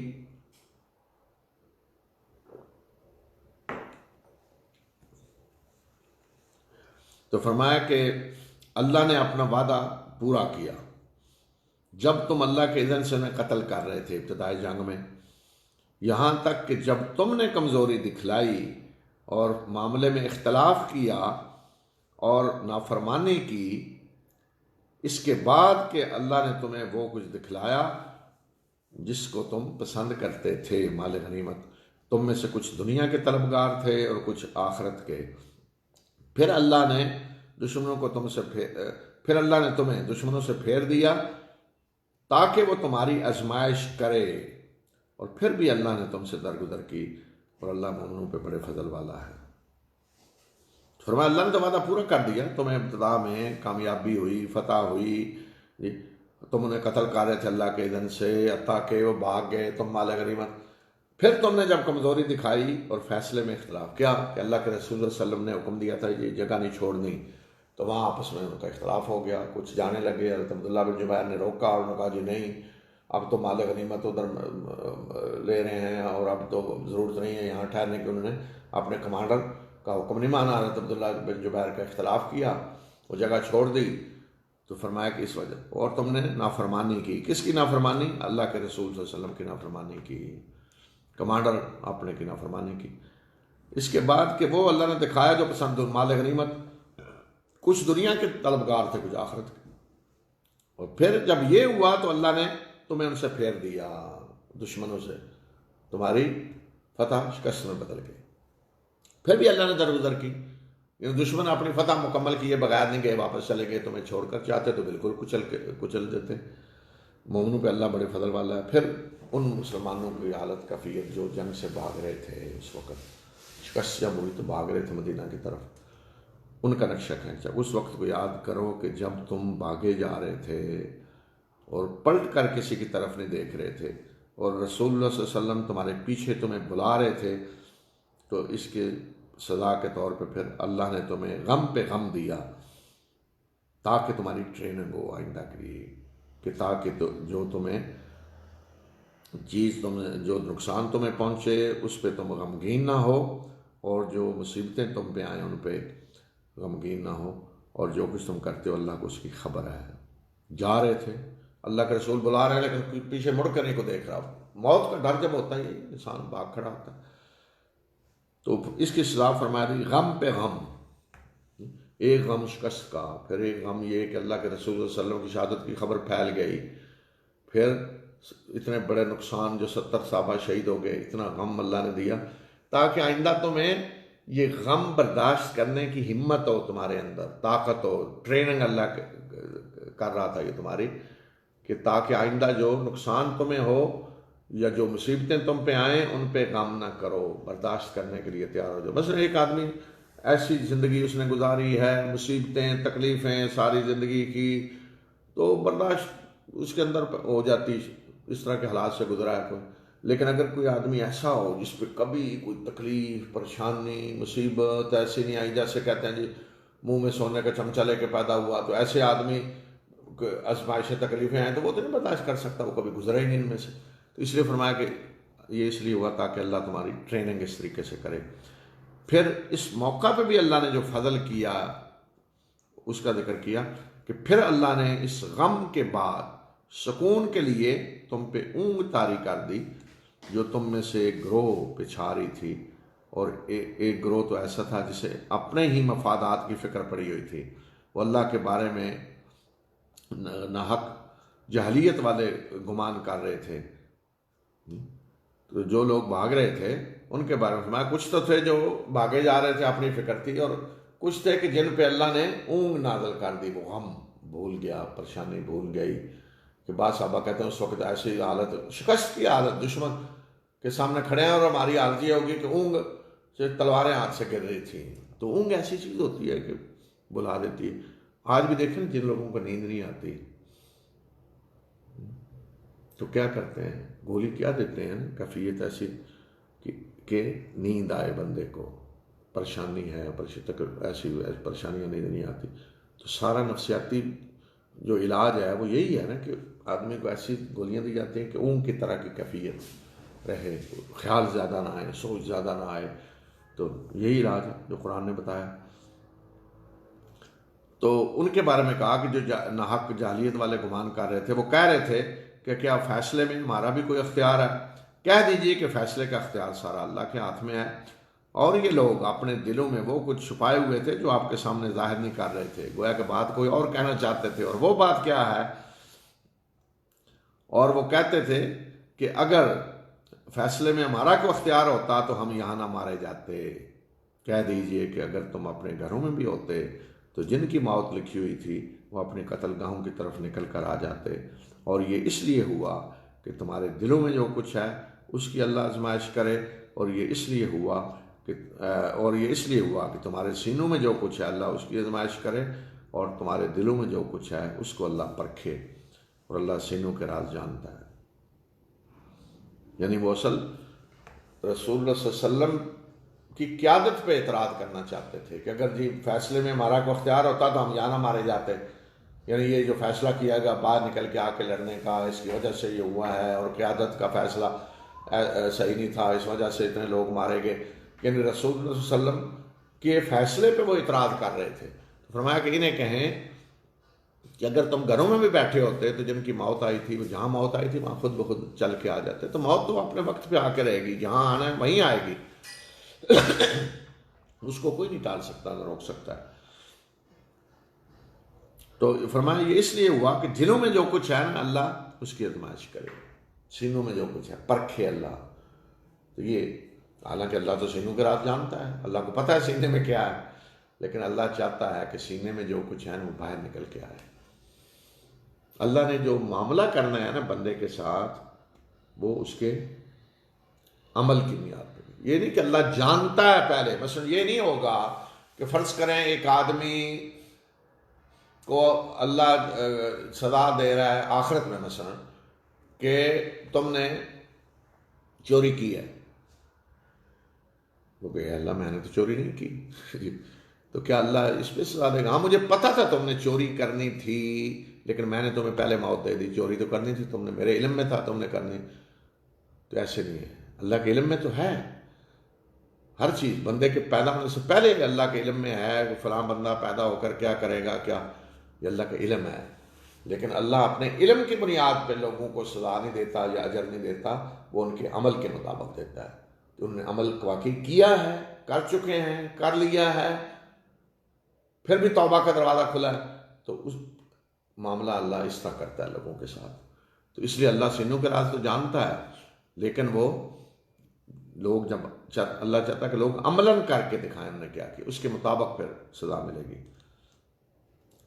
تم میں سے جنہوں نے جنگ کے وقت لشکروں کے آمنے سامنے ہونے کے وقت مقابلے کے دن پیٹھ پھیری تو ان کے بعد کرتوتوں کی وجہ سے شیطان نے انہیں پھسلا دیا تھا، ان کے کچھ اعمال پہلے ایسے تھے جن کی وجہ سے شیطان نے انہیں پھسلا دیا، اور اللہ نے ان سے درگزر کی، اور اللہ بخشنے والا اور بردبار ہے، اللہ نے بخش دیا، ان کی بات پہلے کی کمزوریاں تھیں جن کی وجہ سے شیطان نے انہیں پھسلایا، اور فرمایا کہ پھر بھی اللہ نے بخش دیا انہیں۔ پھر جو سوال لوگوں کے ذہنوں میں آ رہے تھے معاشرے میں، جب اس طرح کے ایک بڑا حادثہ ہوتا ہے نا، 70 آدمی شہید ہو گئے، اتنے زخمی سارا، تو کئی بات ہو رہی ہوتی ہے، کوئی کہتا ہے کسی کا بھائی بیٹا وہ فوت ہوا، تو دیکھے نا یہ اگر اس دن نہ جاتا جنگ میں تو بچ جاتا نا، کوئی مثلا کہہ رہا ہوگا نہیں میں نے تو اسے کہا تھا نہ جاؤ بھائی بیٹھو، کافی ہیں لوگ، پھر بھی یہ چلا گیا، تو اگر نہ جاتا تو آج ہمارے درمیان ہوتا، موت نہ آتی۔ یا جیسے فرض کریں کوئی آدمی کہیں سفر پہ گیا ہے تو موت آ گئی، تو کل کو بات کرو گھر والے، جی میں تو روک رہا تھا اسے سفر نہ کرو، بیٹا نہ جاؤ، پھر بھی چلا گیا تو دیکھو موت آ گئی، اگر ہماری بات مان لیتا تو موت نہ آتی۔ ایسے باتیں ہوتی ہیں ایسی، تو یہ جو سوچ ہے نا ذہنوں میں، اس کے بارے میں اللہ تعالیٰ نے بتایا کہ نہیں، ایک مومن کا عقیدہ موت کے بارے میں یہ نہیں ہونا چاہیے، یہ نہیں ہونا چاہیے، یہ کافرانہ سوچ ہے، مومنانہ سوچ نہیں ہے۔ اے ایمان لانے والو، ان لوگوں کی طرح نہ ہو جاؤ جنہوں نے کفر کیا، یعنی کافروں کی طرح نہ ہو جاؤ، کہ ان کا حال یہ ہوتا ہے کہ جب ان کے قرابت داروں رشتہ داروں میں سے کوئی سفر پہ جاتا ہے یا جنگ پہ جاتا ہے تو وہ اور موت آ جائے تو وہ کہتے ہیں کہ اگر وہ ہمارے پاس ہوتے تو ان پہ موت نہ آتی، نہ مرتے نہ مارے جاتے، نہ قتل کیے جاتے۔ اور یہ اس لیے کہ تاکہ اللہ اس چیز کو ان کے دلوں میں ایک حسرت بنا کے رکھ دے، اور اللہ ہی ہے جو زندگی دیتا ہے اور موت دیتا ہے، جو کچھ تم کرتے ہو اللہ اسے دیکھ رہا ہے۔ یعنی کافروں کی طرح باتیں نہ کرو، یہ کافرانہ باتیں ہیں۔ کیا کافرانہ باتیں ہیں؟ کہ اگر ان کا کوئی بھائی، رشتہ دار، قرابت دار سفر پہ گیا یا جنگ میں گیا اور مر گیا، موت آ گئی، قتل ہو گیا، تو وہ کہتے ہیں جی اگر ہمارے پاس ہوتے تو موت نہ آتی، نہ جاتا تو موت نہ آتی۔ تو میں یہ کافرانہ بات ہے، اس طرح کی باتیں نہ کرو۔ یعنی یہ نہیں ہوا کہ وہ جنگ پہ گیا تو موت آئی ہے، جی نہیں، موت آنی تھی۔ سفر پہ گیا تو موت آئی، موت آنی ہی تھی۔ موت سفر، میں نے بتایا نا خالد بن ولید کا کہ وہ یہی حقیقت ہے نا، جو وہ لوگوں کے سامنے عملی تجربہ، ساری زندگی وہ فرمایا کرتے میں لڑا، کوئی زخم کا حصہ نہیں، تیر تلوار نیزے کا زخم نہ، دیکھ لو میری موت بستر پہ آئی۔ اور ظاہر تمنا میں تھی شہادت کی، لیکن انہوں نے بتایا دیکھ لو میری موت بستر پہ آ رہی۔ تو موت اس وجہ سے نہیں آتی کہ آدمی نے کوئی سفر میں گیا ہے، یہ ہوا ہے، یہ موت کا جو وقت ہے اسے پہ آئے گی۔ واللہ یحیی و یمیت، اللہ زندگی دیتا ہے۔ اور پھر فرمایا کہ اگر قتل تم کیے گئے جنگ میں تو اس سے بڑا اور اجر کیا اللہ کے، اور اگر تم اللہ کے راستے میں قتل کیے گئے یا تمہیں موت آ گئی تو اللہ کی طرف سے جو مغفرت اور رحمت ملنے والی ہے وہ بہتر ہے اس سے جو لوگ جمع کر رہے ہیں، جو پیچھے ہیں جمع کر رہے ہیں، جو سمیٹ رہے ہیں دنیا، تو اس سے بہتر وہ ہے جو مغفرت اللہ کی طرف سے ملنے والی ہے۔ یعنی اللہ کے راستے میں قدم اٹھایا تو کسی نے تو یا قتل کیا گیا تو وہ تو بہت بڑا درجہ، لیکن اگر موت بھی آ گئی تو وہ بھی اللہ کے راستے میں آئی ہے۔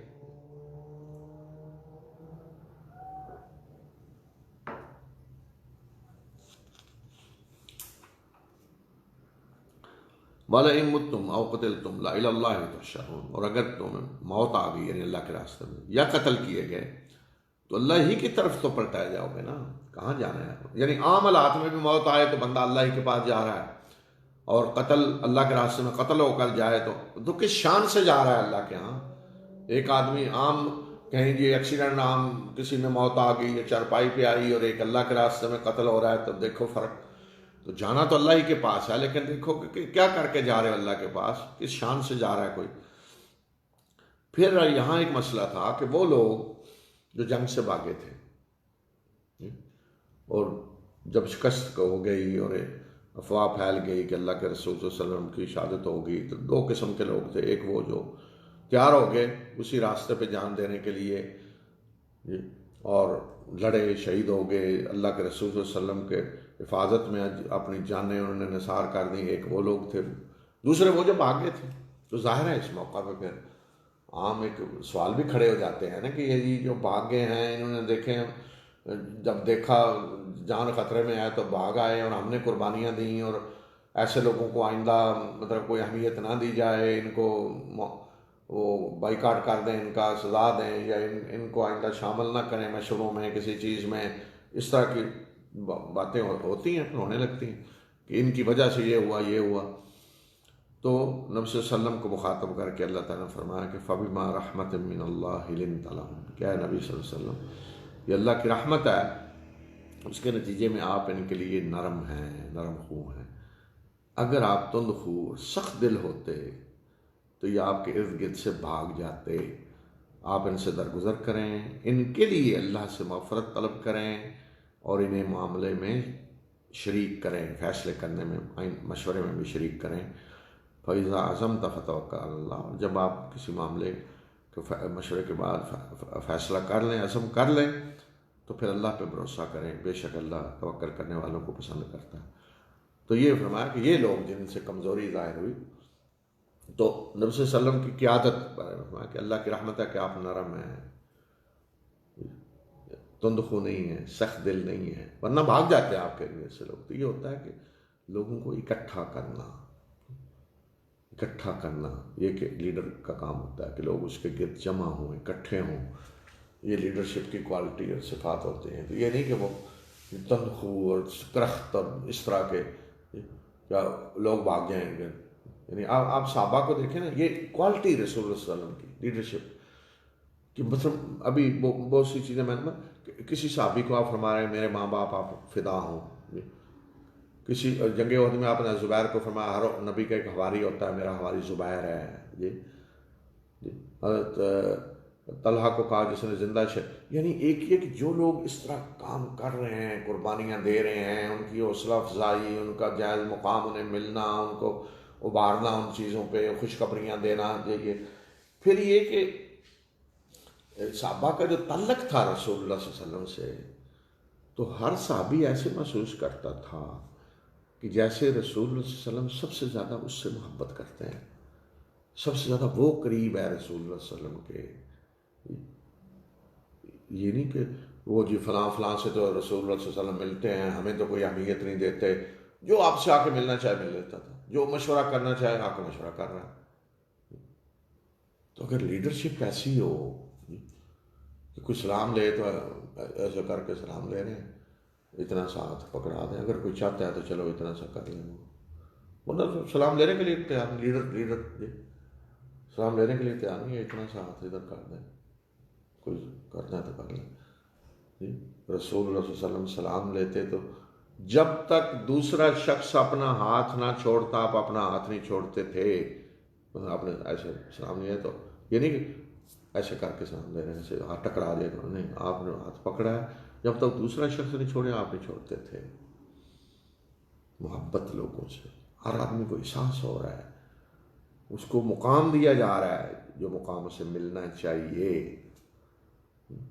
ادئی بن حاتم، حاتم تائی کے بیٹے، سردار تھے نا، سردار کے بیٹے حاتم تائی، موجودہ جو شہر ہے سعودیہ کا حائل یہاں کا رہنے والا تھا حاتم تائی۔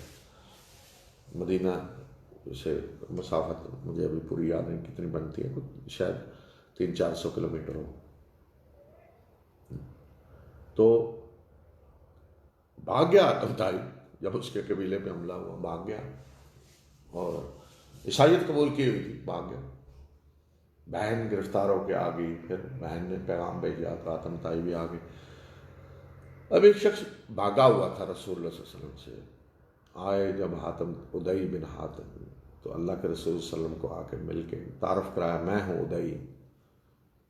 تو یہ کافر بھاگا ہوا، ٹھیک ہے جیسے تو آپ ٹھیک ہے، ملا آپ کو فجر، میرا خیال فجر کی نماز کے وقت آیا تو آپ ٹھیک ہے مسجد میں السلام علیکم کر کے ٹھیک ہے چھوڑ دیتے، بیٹھو پھر بات کریں گے۔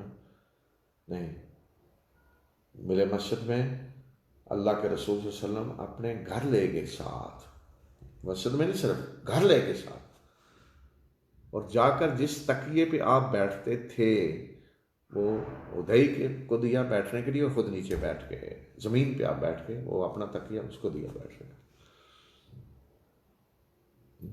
لیڈر تھا نا قوم کا، تو اس کے مطابق پروٹوکول دیا آپ نے۔ جو لیڈر تھے قوم کے، سردار تھے، ان کو اسی طرح پروٹوکول دیا، اس طرح ان کو ذلیل نہیں کیا، پروٹوکول دیا، محبت ان کے لیے۔ تو ادئی بن حاتم کہتے ہیں مجھے وہیں پتہ چل گیا کہ یہ بادشاہ نہیں، یہ اللہ کے رسول ہے، ورنہ غلط فہمی تھی نا۔ غلط فہمی کیا تھی کہ بس یہ قریش کے یہ بادشاہی قائم کرنا چاہتے ہیں، اور اپنی بادشاہی قائم کرنے کے لیے لوگ جمع کر لیے ہیں، اور جنگیں کر کے قبضے کرتے جا رہے ہیں، کر رہے ہیں۔ اب مقصد بات پراپیگنڈا اس طرح کا ہوتا ہے، لوگ اس طرح کی غلط فہمی میں مبتلا تھے۔ تو اب ادئی بن حاتم کے ذہن میں بھی اسی طرح کی چیزیں تھیں نا، ایمان بھی نہیں لایا اور اسی طرح کی دشمنی تھی۔ لیکن جب یہ دیکھا تو ان کا اسی وقت مجھے پتہ چل گیا، اس سوال کا تو جواب مل گیا کہ آپ بادشاہ نہیں، آپ اللہ کے رسول ہیں۔ تو یہ تھی آپ کی قیادت، لیڈرشپ کی کوالٹیز یہ ہوتی ہیں۔ تو اللہ تعالیٰ فرما رہے ہیں کہ اللہ کا رحمت ہے کہ اللہ نے آپ کو ان کے لیے نرم کر دیا، اور اگر آپ سخت دل تندخو ہوتے ہیں تو بھاگ جاتے لوگ، ان سے درگزر کریں جو غلطیاں ہوئی ہیں، اللہ ان کے لیے اللہ سے بھی معافی مانگیں آپ ان کی جو غلطی ہوئی ہے ان سے، اور آئندہ فیصلوں میں شریک کریں۔ پھر مسلمانوں کو کہا کہ اگر اللہ تمہاری مدد کرے گا تو تم پہ کوئی غالب نہیں آ سکتا، اور اگر اللہ تمہیں چھوڑ دے، ذلیل کر دے، تو پھر کون ہے جو اس کے بعد کو تمہاری مدد کرے، اور اللہ ہی پہ مومنوں کو بھروسہ کرنا چاہیے۔ اچھا، کچھ لوگوں نے جو منافق وغیرہ تھے اس طرح کی باتیں بھی شروع کر دیں کہ رسول اللہ صلی اللہ علیہ وسلم نے جان بوجھ کے جی لوگوں کو مروایا ہے وہاں لے جا کر بدر میں، احد میں۔ تو یہ اس کے جواب میں فرمایا کہ اللہ کے نبی کا یہ کام نہیں ہے کہ وہ خیانت کرے، اور جو خیانت کرے گا تو جو کچھ خیانت اس نے کی اس کے سمیت قیامت کے دن آ جائے گا۔ اس میں یہ بھی تھا بعض لوگوں کا مال غنیمت میں خیانت، کہ اللہ کے رسول مال غنیمت نہ حاصل کر لیں، حالانکہ مال غنیمت کا قانون تو بدر میں سارا آ چکا تھا، بتا دیا گیا تھا کہ مال غنیمت میں اتنا حصہ اللہ کے رسول کا ہے، باقی لوگوں کا۔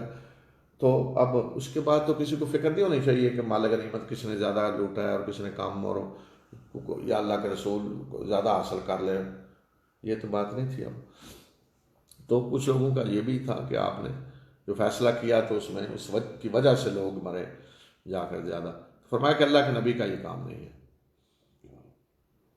تو اگر کوئی ایسا کرے گا تو قیامت کے دن وہ جو خیانت کی اس سمیت آئے گا، اور پھر ہر نفس نے جو کمائی کی ہے اس کا پورا پورا بدلہ اسے دیا جائے گا، اور ان کا حق نہیں مارا جائے گا، کسی پہ زیادتی نہیں ہوگی۔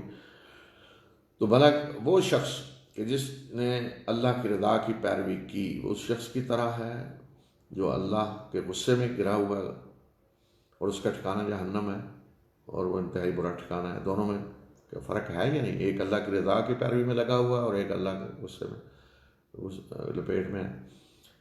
ان کے اللہ کے یہاں مختلف درجات ہیں، یعنی دونوں کے درجات میں فرق ہے اللہ کے یہاں، اور جو کچھ یہ لوگ کر رہے ہیں اللہ اسے دیکھ رہا ہے۔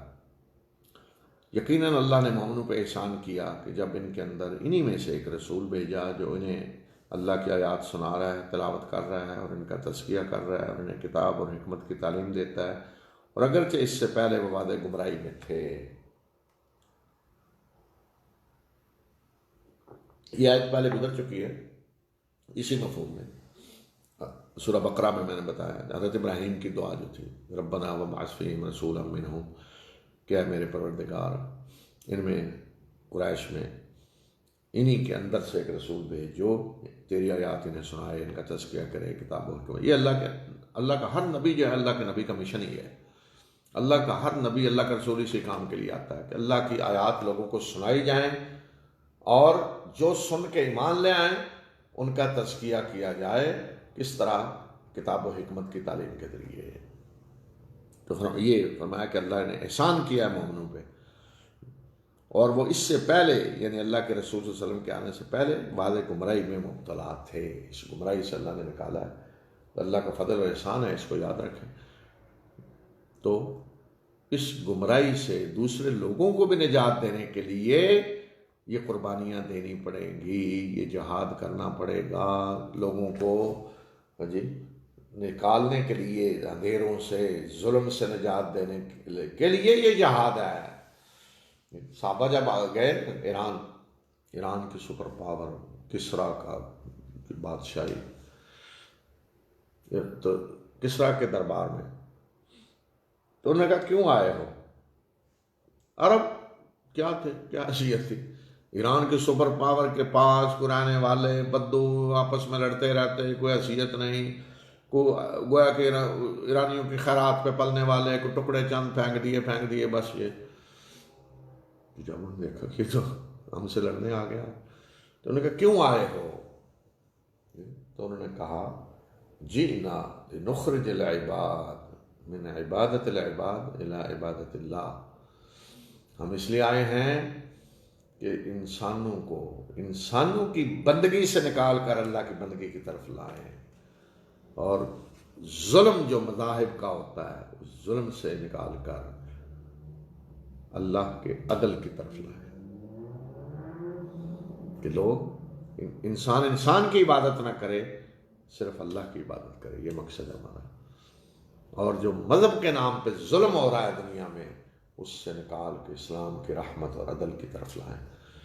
لیکن مذہب کے نام پہ ظلم، مذہب کے نام پہ ظلم، کہ عورت کو زندہ جلایا جا رہا ہے، اس کے مرد شوہر کے ساتھ شوہر فوت ہو زندہ جلایا جا رہا ہے، اس سے بڑا کوئی ظلم ہو سکتا ہے؟ یہ ظلم ہو رہا تھا مذہب کے نام پہ، مذہبی روایتیں ہوتی ہیں۔ اس سے نجات کو دلا سکتا ہے جہاد کے بغیر؟ جو اس ظلم کی چکی تلے پس رہے ہیں، جنہیں زندہ جلایا جا رہا ہے، وہ آپ کو پتھر مار رہے ہوں گے۔ آپ انہیں اس ظلم سے نجات دلانا چاہتے ہیں، وہ آپ کو مار رہے ہوں گے اٹھ کر، وہ آپ کو بس چلے تو آ کے انگاروں پہ لٹا دیں گے، وہ مارنے کے لیے اٹھ کھڑے ہوں گے جن کو آپ اس ظلم سے نجات دلانا چاہتے ہیں۔ یہ ہے انسانی فطرت۔ تو اس لیے کیوں کہ ان کو بھڑکایا ہوا ہے نا ظالموں نے۔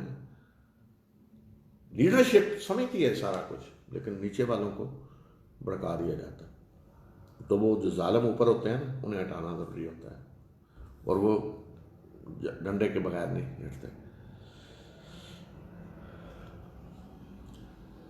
اب یہ بھی سوال تھا نا کہ یہ کیوں شکست ہو گئی، اللہ نے مدد کیوں نہیں کی؟ تو اس کا جواب بھی اللہ تعالیٰ دے رہے ہیں کہ کیا معاملہ ہے تمہارا کہ جب تم پہ مصیبت آئی تو اس سے دگنی مصیبت، اس سے دگنی چوٹ تم دشمن کو لگا چکے ہو، تو تم کہہ رہے ہو کہ کہاں سے آ گئی؟ آج یہ شکست جو تمہیں ہوئی تو چوٹ لگی، 70 آدمی شہید ہوئے، تو کہہ رہے ہو کہ کہاں سے آ گئی مصیبت، کیوں 70 آدمی شہید ہو گئے؟ میں کہ اس سے دگنی چوٹ تم دشمن کو بدر میں لگا چکے ہو، تو کہہ رہے کہ قل تم انا ھذا، یہ کہاں سے آ گئی مصیبت؟ اے نبی صلی اللہ علیہ وسلم انہیں کہہ دیجئے کہ یہ تمہارے اپنے پاس سے آئی ہے۔ اللہ ہر چیز پہ قدرت رکھتا ہے، اپنے پاس سے آئی ہے، تم نے خود خلاف ورزی کی، اللہ کے رسول صلی اللہ علیہ وسلم کے حکم کی، ڈسپلن کی خلاف ورزی کی، جس جگہ تمہیں مقرر کیا گیا تھا وہ جگہ تم نے چھوڑ دی، تو تمہارے اپنی وجہ سے آئی ہے، تم خود سبب بنے ہو اس کا۔ تو یہ اللہ کی سنت کہ آدمی جو کچھ کرتا ہے اس کے اعمال کا نتیجہ نکلتا ہے، لیکن اگر اللہ چاہے تو نتیجہ روک بھی سکتا ہے۔ پھر اگلی آیت میں فرمایا اور دونوں لشکروں کے آمنے سامنے ہونے کے دن، یعنی جنگ کے دن جو مصیبت تم پہ آئی وہ اللہ کے اذن سے آئی، تاکہ اللہ جان لے مومنوں کو اور وہ جان لے ان کو بھی جنہوں نے منافقت کا اظہار کیا ہے، جنہیں کہا گیا کہ آؤ لڑو اللہ کے راستے میں یا دفاعی کرو، تو انہوں نے کہا کہ اگر ہم جانتے جنگ ہونی ہے تو ہم تمہارے ساتھ چلتے۔ اس روز وہ ایمان کے مقابلے میں کفر کے زیادہ قریب تھے، اور وہ اپنے منہ سے وہ کچھ کہہ رہے تھے جو ان کے دلوں میں نہیں ہے، اور اللہ اچھی طرح جانتا ہے جو کچھ وہ چھپا رہے تھے۔ تو اب پہلے فرمایا کہ مصیبت آئی ہے تمہارے اپنے اس وجہ سے، اب فرمایا کہ جو جنگ کے دن تم پہ مصیبت آئی وہ اللہ کے اذن سے آئی، یعنی کوئی تکلیف، کوئی مصیبت اللہ کے اذن کے بغیر نہیں آ سکتی، اللہ کی پرمیشن چاہیے۔ انسان کو اپنے ہر عمل کے لیے اللہ کی پرمیشن چاہیے، نیکی بدی ہر ایک کے لیے۔ اسی طرح کوئی مصیبت تکلیف اللہ کی پرمیشن کے بغیر نہیں آ سکتی۔ ایک طرف تو یہ ہے کہ اللہ کے اذن سے آتی ہے ہر چیز، دوسری طرف یہ ہے کہ انسان خود سبب بھی بنتا ہے نا بہت ساری چیزوں میں۔ مثلا آپ کہیں گے ہمارا ایمان ہے، مثلا آج کرونا ہے تو اللہ کے اذن کے بغیر کسی کو کرونا نہیں ہو سکتا، اللہ کے اذن کے بغیر کسی کو نہیں ہو سکتا۔ لیکن اگر کوئی شخص بالکل پابندی نہیں کر رہا، کسی قسم کی ماسک پہننے کے لیے تیار نہیں ہے، کوئی اور جو پابندیاں ہونی چاہیے کرنے کے لیے تیار نہیں ہے بالکل، اور اسے کرونا ہو گیا تو کہہ دی مجھے کرونا کیوں ہو گیا؟ تمہاری اپنی وجہ سے، تم نے کوئی پابندی نہیں کی، کچھ نہیں کیا۔ لیکن اگر کچھ نہ کرنے کے باوجود بھی اللہ روک سکتا تھا، لیکن اس نے نہیں روکا، اجازت دے دی، کیونکہ جو آدمی خود اپنی حفاظت کرنے کے لیے تیار نہیں ہے تو پھر اللہ اجازت دے دے گا، یا جس کی موت ہوئی ہے اللہ اجازت دے گا، موت نہیں آئی تو بہرحال اس سارا مصیبتوں سے گزرے گا جن سے گزرتا ہے۔ تو یہ مطلب ہے کہ جو مصیبت تکلیف آتی ہے اس میں اللہ کا اذن تو چاہیے لازمی، اس کے بغیر نہیں وہ آ سکتی، لیکن انسان کے اپنے عمل کا بھی اس میں حصہ ہوتا ہے۔ تو اس لیے بعض دفعہ کو کہا جاتا ہے یہ مصیبت تمہارے اپنی لائی ہوئی ہے، تمہارے کرتوتوں کی وجہ سے ہے، تمہارے اعمال کی وجہ سے ہے، لیکن دوسری طرف یہ ہے کہ وہ اللہ کی پرمیشن سے ہی آئی ہے، لیکن اللہ پرمیشن دیتا ہے، اس لیے کہ دنیا اسباب کے ساتھ ہے، دنیا میں امتحان ہو رہا ہے، اس لیے اللہ نیکی کی پرمیشن بھی دیتا ہے، اللہ برائی کرنے کی پرمیشن بھی دیتا ہے امتحان کے لیے، اور اللہ مصیبتوں تکلیفوں کی بھی پرمیشن دیتا ہے، اللہ اپنی رحمت سے خوشحالی اور جو ہے عیش و عشرت کا جو کچھ ملتا ہے سامان دنیا میں اس کی پرمیشن بھی دیتا ہے۔ تو یہ فرمایا کہ دوسرا مقصد یہ تھا، اللہ نے اس لیے اجازت دے دی، پرمیشن دے دی، تاکہ اللہ جانے مومنوں کو بھی جان لے اور جو منافق ہیں ان کو بھی جان لے، اور اس دن پھر وہ منافقوں کو پتہ چل گیا کہ وہ ان کا رویہ کیا تھا، کہ وہ میدان جنگ سے چلے گئے۔ اور یہ منافق وہ ہیں کہ جو اپنے بھائیوں سے کہہ رہے ہیں، جنہوں نے اپنے بھائیوں سے کہا، اور خود وہ بیٹھے ہوئے تھے، خود نہیں گئے جنگ میں، اور جو جنگ میں گئے اپنے بھائی ان کے قبیلے کے لوگ، ان سے کہا انہوں نے کہ اگر یہ ہماری بات مانتے تو قتل نہ کیے جاتے، انہیں کہہ دیں کہ اچھا تم اپنی موت کو روک کے دکھاؤ اگر تم سچے ہو۔ یعنی خود تو نہیں گئے، بیٹھے ہیں گھروں میں، جو گئے قتل ہو گئے، ان کو کہتے ہیں اگر یہ بھی ہماری بات مانتے نہ جاتے تو یہ قتل نہ ہوتے۔ فرمایا کہ اچھا یہ بات ہے تو اپنی موت روک کے دکھاؤ۔ پھر مومنوں کو کہا کہ جو اللہ کے راستے میں قتل کیے گئے انہیں مردہ نہ سمجھو، وَلَا تَحْسَبَنَّ الَّذِينَ قُتِلُوا فِي سَبِيلِ اللَّهِ أَمْوَاتًا، یہ نا کہ مردہ مطلب مردہ اس معنی میں کہ مر گئے ہیں، ختم ہو گئے ہیں، بس یہ نہیں، بلکہ اصل زندگی شروع ہوئی ہے۔ دیکھیں اصل زندگی تو ہے ہی وہ جو موت کے بعد شروع ہوتی ہے، حقیقی زندگی تو ہے ہی وہ، یہ تو امتحان کے لیے تھوڑی سی زندگی ہے۔ اب اس اصل زندگی میں اگر کوئی کامیاب ہو کے گیا ہے اور وہ بھی اللہ کے راستے میں شہید ہو کا، تو پھر اس زندگی کا کیا کہنا۔ تو فرمایا کہ جو اللہ کے راستے میں قتل کیے گئے انہیں مردہ نہ سمجھو، بلکہ وہ اپنے رب کے ہاں زندہ ہیں، رزق دیا جا رہا ہے انہیں، جو کچھ اللہ نے اپنے فضل سے انہیں دیا ہے اس پہ وہ بڑے خوش ہیں، اور جو پیچھے لوگ ہیں جو ابھی تک ان سے نہیں جا کے ملے ان کو بھی خوشخبریاں دے رہے ہیں کہ انہیں کوئی خوف اور غم نہیں ہوگا۔ وہ تو پچھلوں کو بھی خوشخبری دے رہے ہیں کہ کوئی خوف اور غم انہیں نہیں ہے، کامیاب ہو گئے جی۔ جیسے کوئی آدمی کہیں گیا ہے کہ ایسی جگہ باہر بڑے پہنچا ہے وہاں، تو پچھلوں کو یہاں بڑی زبردست جگہ، آؤ تم بھی یہاں، بہت میں تو یہاں یاشی کر رہا ہوں، اور وہ پچھلوں کو خوشخبری دے رہے ہیں اللہ کی نعمت اور فضل کی، اور اس بات کی کہ اللہ مومنوں کے اجر کو ضائع نہیں کرتا، کہ اللہ مومنوں کے اجر کو ضائع نہیں کرتا۔ ہمیں پورا جو اجر تھا آج وہ سامنے آ گیا ہمارے، اللہ مومنوں کے اجر کو ضائع نہیں کرتا۔ پھر رسول اللہ صلی اللہ علیہ وسلم نے جو دوسرے دن جنگ کے مسلمانوں کو حکم دیا کہ قریش کا پیچھا کریں، تو اس میں بھی لوگ نکلے، حالانکہ وہ زخمی تھے، تو یہاں اللہ تعالیٰ نے تعریف کیا ان لوگوں کی۔ اللہ مومنوں کے اجر کو ضائع نہیں کرتا۔ وہ مومن کہ جنہوں نے اللہ اور رسول کی بات پہ لبیک کہا، اس کے بعد کہ انہیں چوٹ لگ چکی تھی، زخمی تھے، ان میں سے جنہوں نے بہترین عمل کیا ہے اور تقوی اختیار کیا، ان کے لیے اجر عظیم ہے۔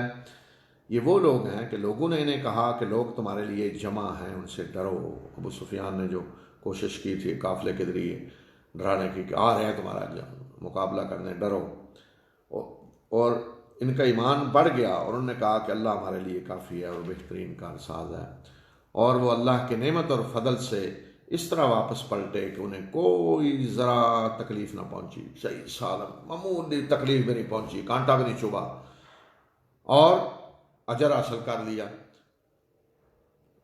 وہ اللہ کے فضل، اللہ کے رحمت، نعمت اور فضل سے اس طرح واپس پلٹے کہ کوئی انہیں تکلیف نہ پہنچی، اور اللہ کی رضا کی انہوں نے پیروی کی، اور اللہ بہت بڑے فضل والا ہے۔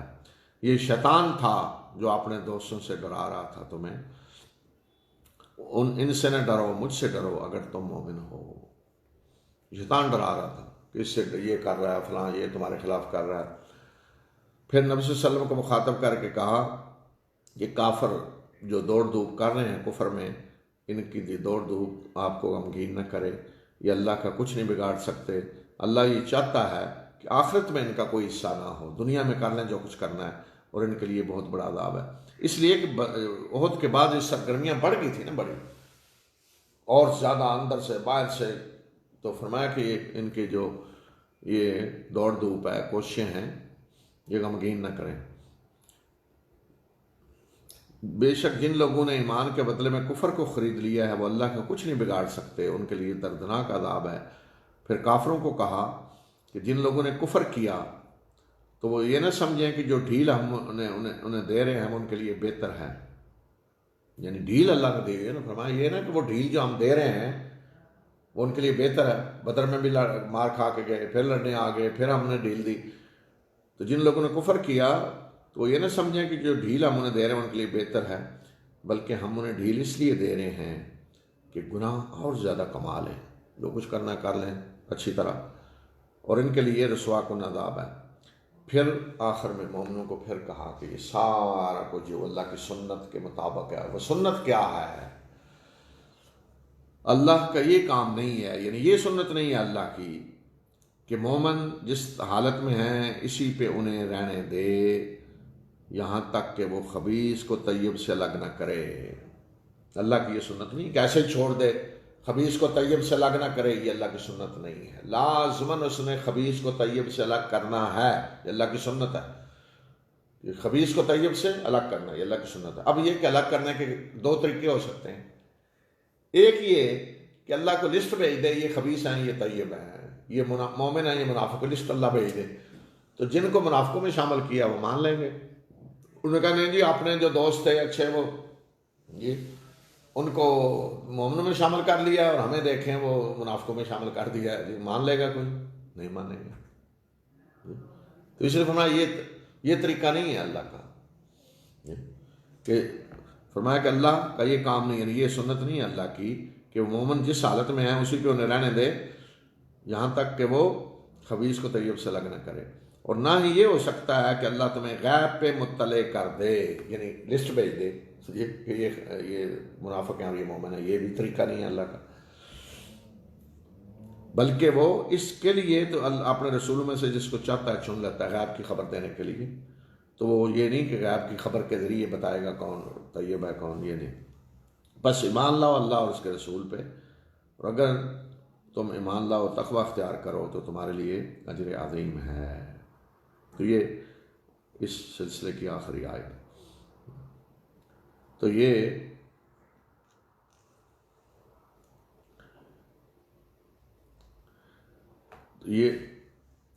سنت اللہ تعالیٰ کی جو ہے، تو اس کے بارے میں گویا کہ اس لیے بتا دیا آخر میں کہ اس طرح نہیں ہو سکتا کہ سب لوگوں نے کہا جی ہم ایمان لائے تو گویا کہ سب ایسے جا رہے ہیں. دنیا میں تو برابر ہی دیکھا، ہر کوئی کلمہ پڑھ رہا ہے تو برابر ہیں نا سارے کلمہ پڑھنے والے. لیکن کیسے پتہ چلے گا کہ اس کا درجہ بلند ہے، اس کا نہیں؟ یہ پھر یہ کہ یہ منافق ہے، یہ طیب ہے، خبیث ہے، کیسے پتہ چلے گا؟ کہ اللہ اعلان نہیں کرے گا اپنے رسول کے ذریعے، نہیں غیب کی خبر دے کے نہیں، بلکہ اللہ آزمائش میں ڈالے گا تو خود بخود پتہ چل جائے گا یہ خبیث ہے طیب. اب دیکھیں اگر جنگ احد نہ ہوتی تو عبداللہ بن ابی کا پتہ چلنا تھا کیا؟ اچھا عبداللہ بن ابی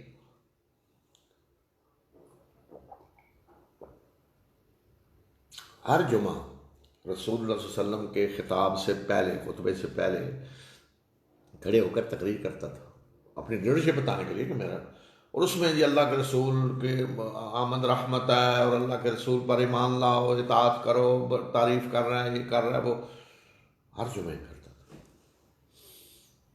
گویا کہ وہ کہہ رہا میں اتنا اللہ کے رسول کا خیر خواہ اور مومن اور یہ. اچھا اب اگر جنگ احد نہ ہوتی، واپس نہ پلٹتا، یہ پتہ چلتا کہ اندر کیا ہے. خبیث طیب اکٹھے رہتے تھے. لیکن جب جنگ احد سے واپس آ گیا آپ نے 300 آدمی لے کر، اگلا جب جمعہ آیا نا تو حسب روایت کھڑا ہو گیا تو مسلمانوں نے کھینچ کے بٹھایا، انہوں نے کہا بیٹھ جاؤ، اللہ کے دشمن تم نے یہ حرکت کی ہے کیا، اور آپ اٹھ کے تقریریں کر رہے ہو؟ پھر بولنا دیا کسی نے نہیں. تو اب اگر اس کے بغیر یہ جو امتحان ہوا اور عملاً اس نے یہ حرکت کر کے دکھا دیا کیا، اس کے بغیر کو کہہ سکتا تھا اسے بھی تم تو منافق ہو، یہ نہ کرو. تو بہرحال بعد میں بھی حقوق ملے اسے مسلمانوں والے، کوئی اس لیے کہ ابھی اور امتحان باقی تھے، لیکن پتہ تو چل گیا کیا ہے یہ. تو یہ ہے سنت، اور یہ نتائج نکلتے ہیں سنت کے. تو یہ ہے پورا تبصرہ تجزیہ قرآن کا سورہ ایسے جنگ احد پہ. وآخر دعوانا الحمدللہ.